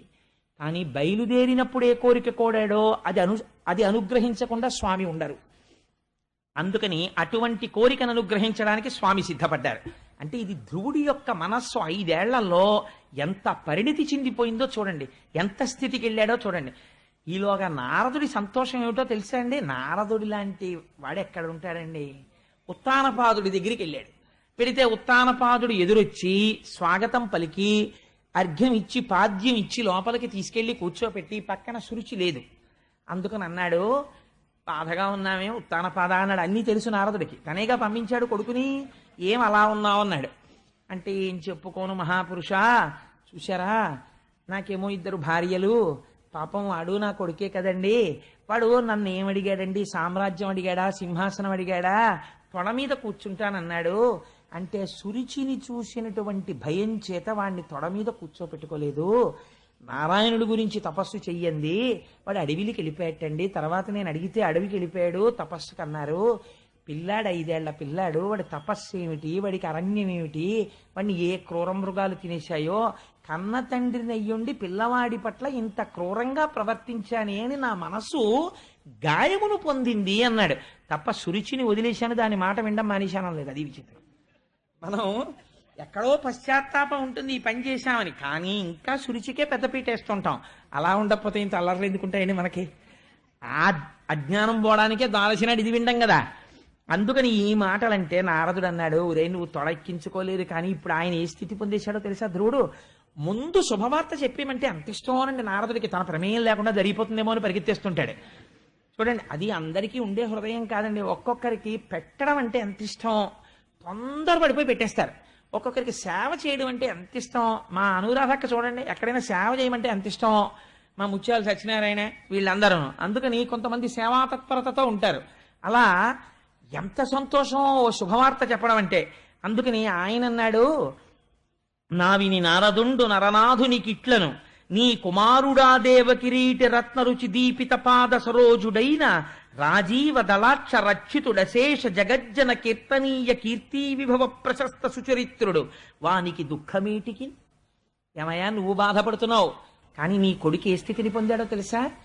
ఏ మహాపురుషుడి యొక్క కేవలం క్రీగంటి చూపుల చేత సమస్త బ్రహ్మాండములు రక్షింపబడుతున్నాయో, దేవతలందరూ రక్షింపబడుతున్నారో, సృష్టి స్థితి లయములు జరుగుతున్నాయో, ఎవడు హేళగా ఈ బ్రహ్మాండములను సృష్టి చేసి కాపాడుతున్నాడో అటువంటి వాడి యొక్క అనుగ్రహమును పొంది వరములు పొందాడు నీ కొడుకు అన్నాడు. పొంగిపోయాడు మహానుభావుడు. ఈలోగా వచ్చేస్తున్నాడు ధ్రువుడు రాజ్యంలోకని కబురెళ్ళింది. కబురెడితే తండ్రి పొంగిపోయాడు, పెద్ద ఉత్సవం చేశాడు. సునీతిని తీసుకొచ్చాడు, ఏనుగులు పట్టుకున్నాడు, పెరుగు పట్టుకున్నాడు. ఆ ఎదురుగుండా కన్యకామణులు ఇచ్చారు. మనం రామచంద్రమూర్తి పట్టాభిషేకానికి వచ్చామే, అలా మళ్ళీ రుక్మిణీ కళ్యాణానికి వద్దాం. ఆ రోజున కన్యపిల్లలందరితో రుక్మిణీ కళ్యాణం చేయిద్దామని సంకల్పం చేశారు మన గోపాలకృష్ణ గారు. ఎటువంటి వాళ్ళకి కూడా మంచి భర్త వస్తాడు. ఒకవేళ నుదుటున రాసి ఉన్నా కూడా, దుర్మార్గుడు అల్పాయుష్కుడైన భర్త రావాలని ఉన్నా కూడా రుక్మిణీ కళ్యాణం చేస్తే వాళ్ళ నుదుటి వ్రాత మారి సత్పురుషుడైన వాడు భర్తగా వస్తాడు. కృష్ణ పరమాత్మ లాంటి భర్త వస్తాడు. అందుకని భాగవతం జరుగుతోంది కాబట్టి కోటేశ్వరారు రుక్మిణీ కళ్యాణం రోజున ఆడపిల్లలు కన్నె పిల్లలందరినీ కూర్చోబెట్టి రుక్మిణీ కళ్యాణం చేద్దాం, ఎన్ని వేల మంది అయినా సరే చేద్దామండి అన్నారు. అందుకని ఆ రోజున రుక్మిణీ కళ్యాణం చేద్దాం మనందరం చక్కగాను. అందుచేత చూడండి, ఆ ధ్రువుడు వచ్చేస్తుంటే తండ్రి పొంగిపోయాడు. తండ్రి పొంగిపోయి ఎదురెళ్ళాడు. చక్కగా అక్షతలు తల్లుతున్నారు. ఆ కన్యకామణులు వెళ్ళారు, వేదం చదువుతున్నటువంటి బ్రాహ్మణులు వెళ్ళారు, ఏనుగులు వెళ్ళాయి, గుర్రాలు వెళ్ళాయి. ఆ పిల్లవాడికి ఎదురెళ్ళాడు. ఎదురెళ్ళి కొడుకు వెళ్ళిపోయాడు బతకడేమో అన్న కొడుకు బతికి బట్ట కట్టాడు. తండ్రి ప్రేమ అంటే ఎలా ఉంటుందో, ఏ స్థాయిలో మాట్లాడాలో అలా మాట్లాడతారండి వ్యాసుల వారు.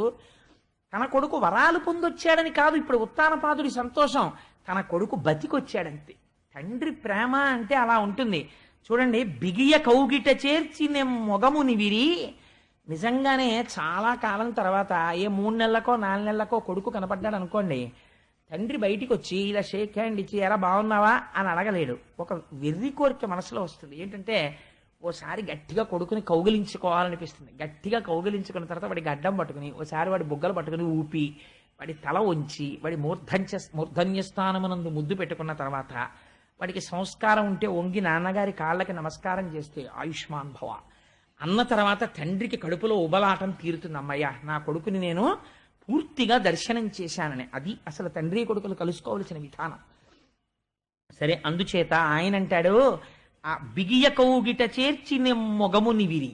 పాపం ఆ ఉత్తానపాదుడు కొడుకుని చూడగానే గట్టిగా కౌగిలించేసుకుని వాడి బుగ్గల్ని విరేసి శిరము మూర్ఖుని చిబుకంబు చేతపునికి వాడి తల వంచి వాడి మూర్ధన్య స్థానంలో ముద్దు పెట్టుకుని వాడి గడ్డాలు ఇలా ఇలా నిమిరి అవ్యయానంద బాష్పధారాభిషిక్తు.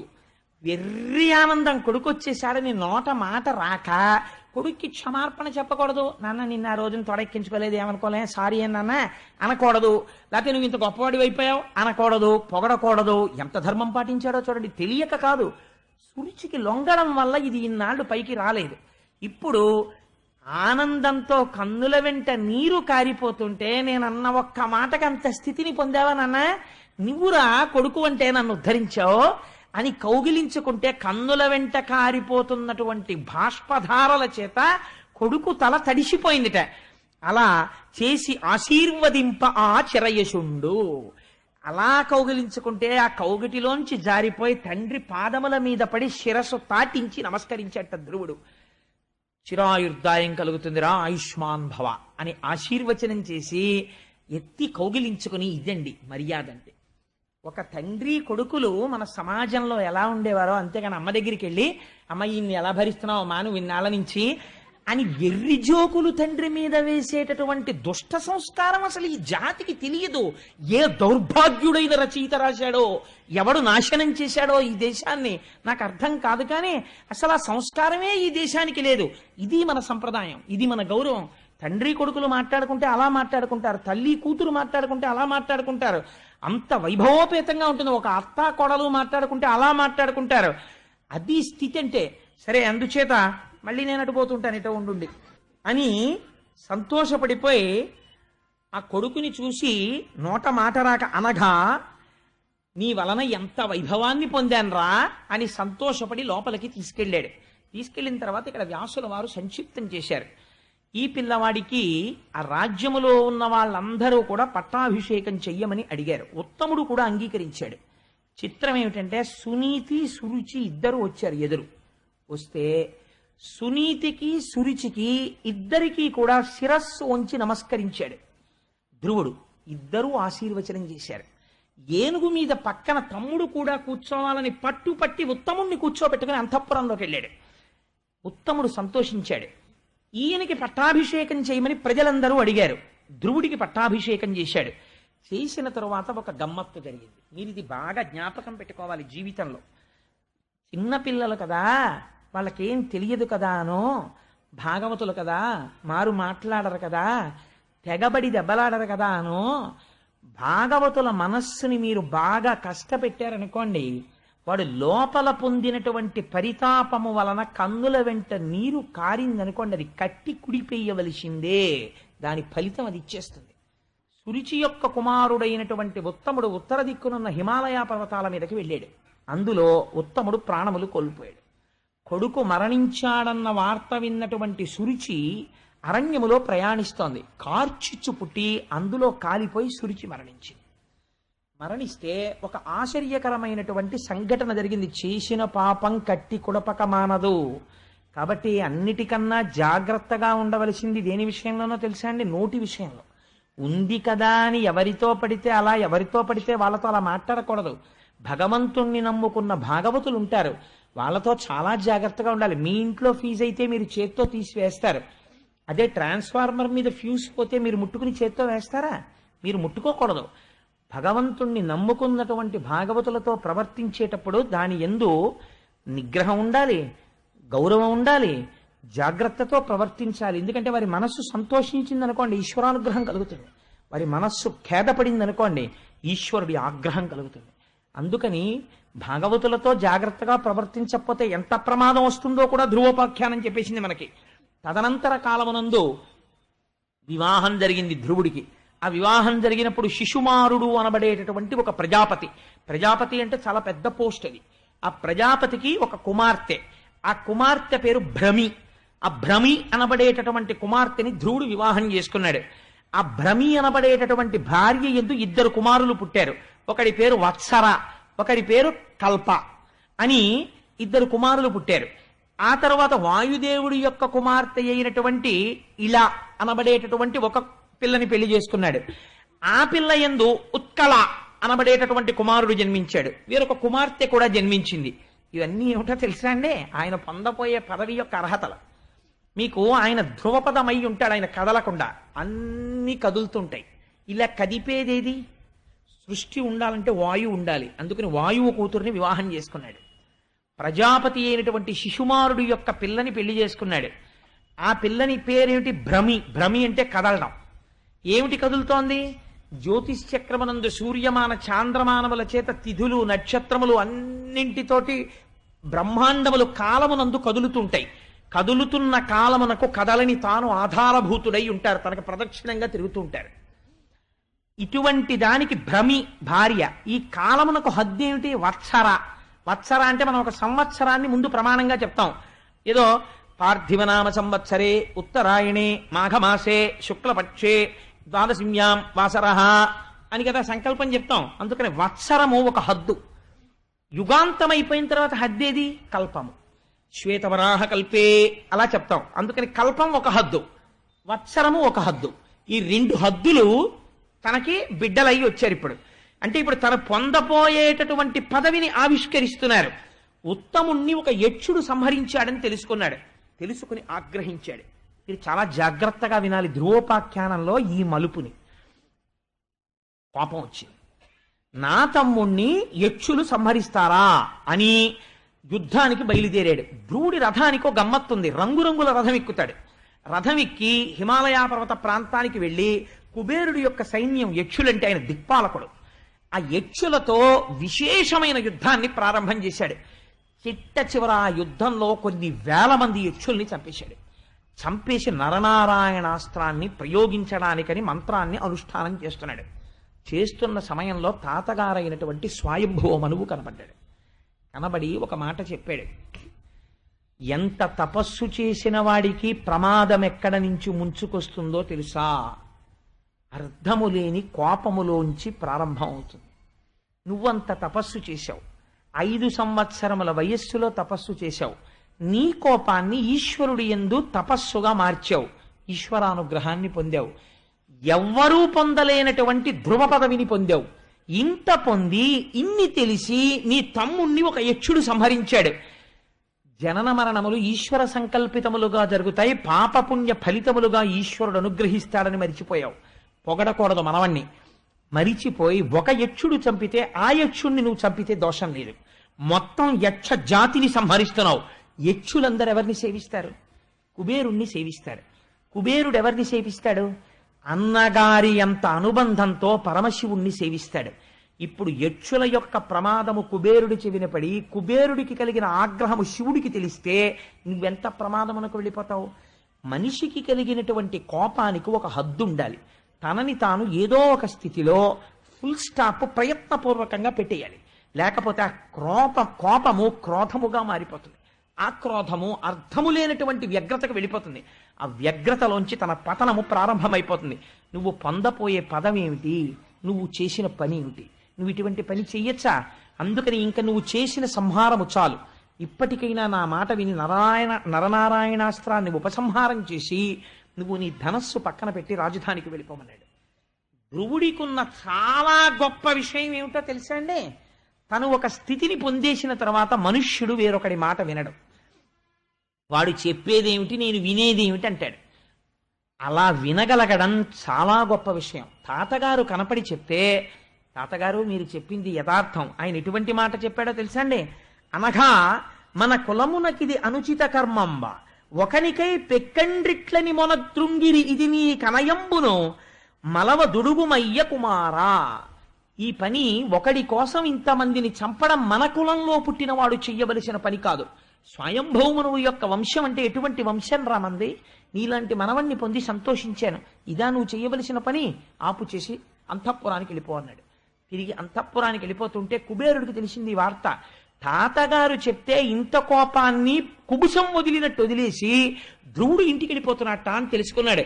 పెద్దల మాటలు వినడం అలవాటైన పిల్లలు ఎటువంటి వరాలు పొందుతారో చెప్తుంది ధ్రువోపాఖ్యానం. అసలు నిజానికి నాకు అనిపిస్తుంది ఈ ధ్రువోపాఖ్యానాన్ని స్టూడెంట్స్ వినాలి, పిల్లలు వినాలి. వింటే వాళ్ళకి అర్థం అవుతుంది జీవితంలో ఎలా ప్రవర్తించాలో. పెద్దలు వినాలి, ఎలా పిల్లల పట్ల ప్రవర్తించాలో తెలుస్తుంది. సమాజంలో పెద్దలు వినాలి, గురువులు ఎలా సమాజాన్ని మార్చుకోవాలో తెలుస్తుంది. పాలకులు వినాలి, తమ క్రోధాన్ని ఎలా నిగ్రహించుకోవాలో తెలుస్తుంది. ధ్రువోపాఖ్యానంలో లేనిదేమిటి? పరమేశ్వరుడి యొక్క వాత్సల్యము తెలుస్తుంది. 5 ఏళ్ల పిల్లవాడి తపస్సుకి నోటితో చెప్పని పదవిని తాను ఎలా అనుగ్రహించాడో తెలుసుకోవడానికి. ఇంత గొప్పది ధ్రువోపాఖ్యానం. తిరిగి అంతఃపురానికి వెళ్ళిపోయాడు. కుబేరుడు వచ్చాడు. నేను చాలా సంతోషిస్తున్నానయ్యా, నీకు ఎంతో కోపం వచ్చిందిట, ఎందరో కొన్ని వేల యక్షుల్ని సంహరించావుట. అంత క్రోధముతో ఉండగా మావారలు నీ మీద కలిగపడుతుండగా తాతగారు వచ్చి ఇంకా యుద్ధం చేయకన్నారట. చెప్పొచ్చావులే తాత, అవతల బాగుంది, నువ్వు యుద్ధం చేయలేదుట, నరనారాయణాస్త్రం తెలిసినా వీలేదుట, మా తాతగారు చెప్పావని వెళ్ళిపోయారట. షహబాష్, నీలాంటి పిల్లాన్ని చూస్తే నాకు మక్కువగా ఉంది. ఏది నీకేం వరం కావాలో కోరుకో, నువ్వు కోరుకున్నటువంటి వరాన్ని నీకు ఇచ్చేస్తానన్నాడు. అంటే అప్పుడు ఆయన అన్నాడు, అప్పుడప్పుడు నా బుద్ధిలో చిన్న వైకలభ్యం, చిన్న కోపం వచ్చింది. ఇదండి కోరుకోవలసింది, దిద్దుబాటు అని అడగాలి. ఇది ఎందుకు వచ్చింది? ఈ కోపం వచ్చింది అన్నంతసేపు, ఎవరినో చంపేద్దామన్నంతసేపు నా మనస్సు ఈశ్వరుడి పాదాలు వదిలేసినట్లే కదా. ఇలా పట్టుకుంటే అన్ని వరాలు ఇచ్చిన వాడిని వదిలేసి ఊరి మీద పడి చంపడం ఏంటి? ఎంత పాపపు పని చేశాను. అందుకని కుబేరా, నువ్వు నాకు వరం ఇస్తే ఏ వరం ఇస్తావో తెలుసా? నా బుద్ధి రాత్రనక పగలనక ఏ కాలమునందు కూడా భగవంతుని పాదార విందముల నుండి విస్మరణము లేని నామము చెబుతూ తరించిపోయేటటువంటి భక్తి నాకు నిర్హేతుకముగా నీ వరము చేత కటాక్షింపబడుగాక అని అడిగాడు. అడిగితే ఎటువంటి వరం కోరుకున్నావురా నాయనా, నీకు అనుగ్రహిస్తున్నానన్నాడు కుబేరుడు. దాంతో ధ్రువుడు అపారమైన భక్తి సంపన్నుడైపోయాడు.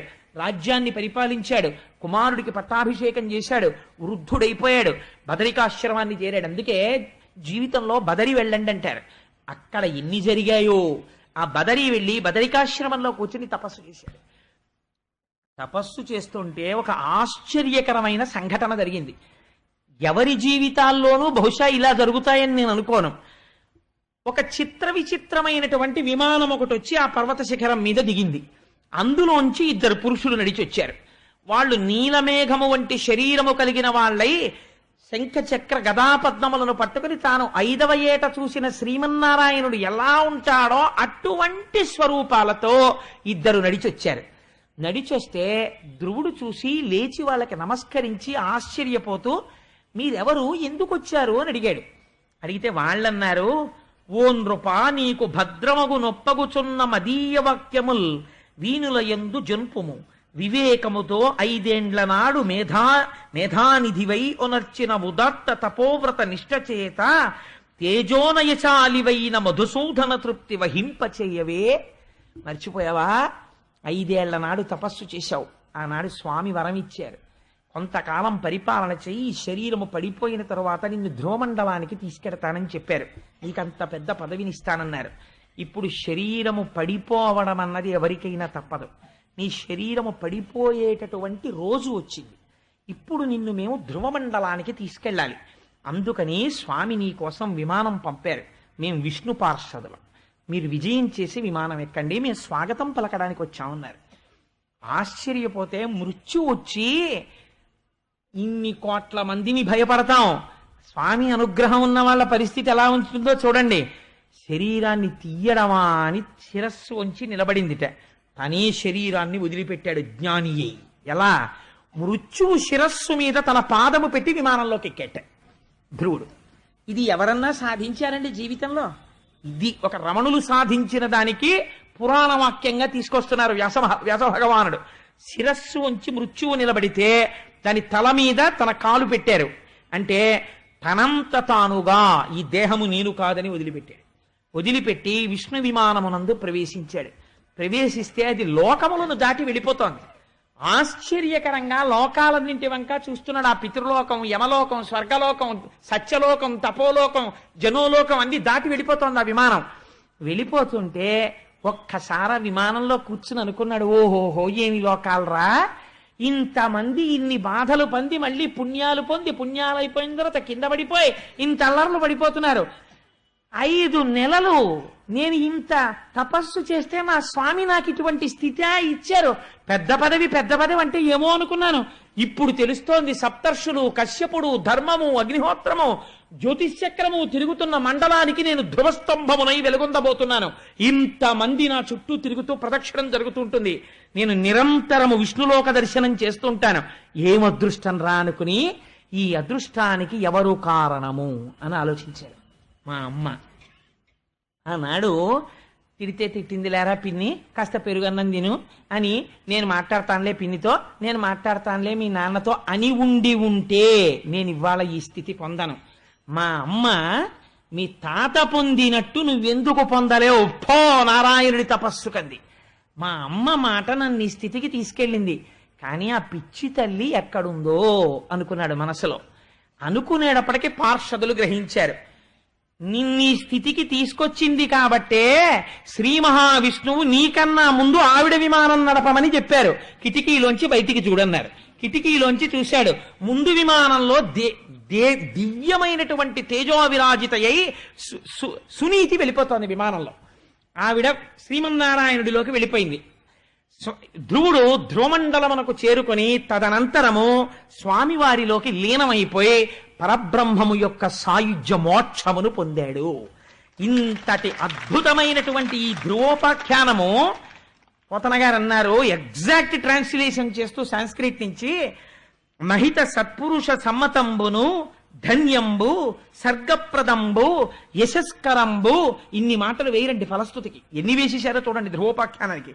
యశస్కరంబు, ఆయుష్కరంబు, పుణ్యప్రదాయకమును, మంగళకరంబు, అఘమర్షణంబు, సౌమనస్యంబు, ప్రశంసా యోగ్యము, పాప నివారణము, ధ్రువపద ప్రాపకంబు. ఎవరు ద్వాదశి నాడు చేతులొగ్గి నమస్కరిస్తూ అనుమానం లేకుండా వింటున్నారో వాళ్ళు కూడా ధ్రువపదాన్ని చేరుతారన్నారు. అటువంటి ధ్రువపద ప్రాపకంబునయ్యొప్పు ఈ వ్యాఖ్యానంబు తగ నీకు నిరింగించితి, దీనినెవ్వడేని తివుట శ్రద్ధాగరిష్ఠుడై తీర్థ పాద చరణ సరసైరుహ ద్వయాశ్రయుండునుగుచు భవ్య చరిత దినాంత ప్రభాత వేళలను. ఒక దేవాలయం సమీపంలో కూర్చుని దిన ప్రారంభమునందు కానీ అసుర సంధ్య వేళ ఎందు కానీ ఈ ధ్రువోపాఖ్యాన్ని చెప్పడం ప్రారంభం చేస్తే చేతులొగ్గి నమస్కరిస్తూ అనుమానం లేకుండా పరమ భక్తితో ఎవరు వింటున్నారో, విశేషించి సినీవాలి అంటే అమావాస్య నాడు కానీ పూర్ణిమలందు పౌర్ణమి నాడు విన్నా, మరియు ద్వాదశి తిథి ఉన్నప్పుడు విన్నా, ఇవాళ ఉంది ద్వాదశి, భీష్మేకాదశి పక్క ద్వాదశిని పద్మబాంధవ అవసరమున ఒక భానువారం నాడు అలా విన్నా, శ్రవణ నక్షత్రం ఉండగా విన్నా, దినక్షయమునందు, దినక్షయం అంటే తిథితో ప్రారంభమై తిథితో అంతం అవ్వాలి రోజు, దినక్షయమునందు బరగ సంక్రమణ వ్యతీపాతలందు సంక్రమణం జరుగుతున్నప్పుడు విన్నా, సబల భక్తిని వినునట్టి సజ్జనునకును ఎవరైతే అలా పరమ భక్తితో దీన్ని వింటున్నారో అటువంటి వాళ్ళందరికీ కూడా ఉత్తర క్షణం అప్పుడే అక్కడే సజ్జోజాతం ప్రపద్యామి సజ్జోజాతాయ వై నమో నమః భవే నాతి భవే భవస్వమాన్ భవోద్భవాయ నమః అని అప్పుడే ఆ క్షణంలోనే పాపనాశనము జరిగి శ్రీమన్నారాయణుని యొక్క అనుగ్రహము వారికి కటాక్షింపబడుతోంది. ఆ కారణము చేత జీవితము కృష్ణ భక్తిలోకి మారి వారి జీవితాలు తరిస్తాయి. ఒకవేళ అల్పాయుర్దాయంతో మృత్యువు తరువుకొస్తుంటే మృత్యువు ఆగి ఆయుర్దాయము కలుగుతుంది. గ్రహముల వలన ఉద్రిక్తమైన ఫలితములు రాబోతుంటే అటువంటి ఫలితములు ఆగి శుభములను పొందుతారు. యశస్కరంబు కీర్తినిస్తుంది.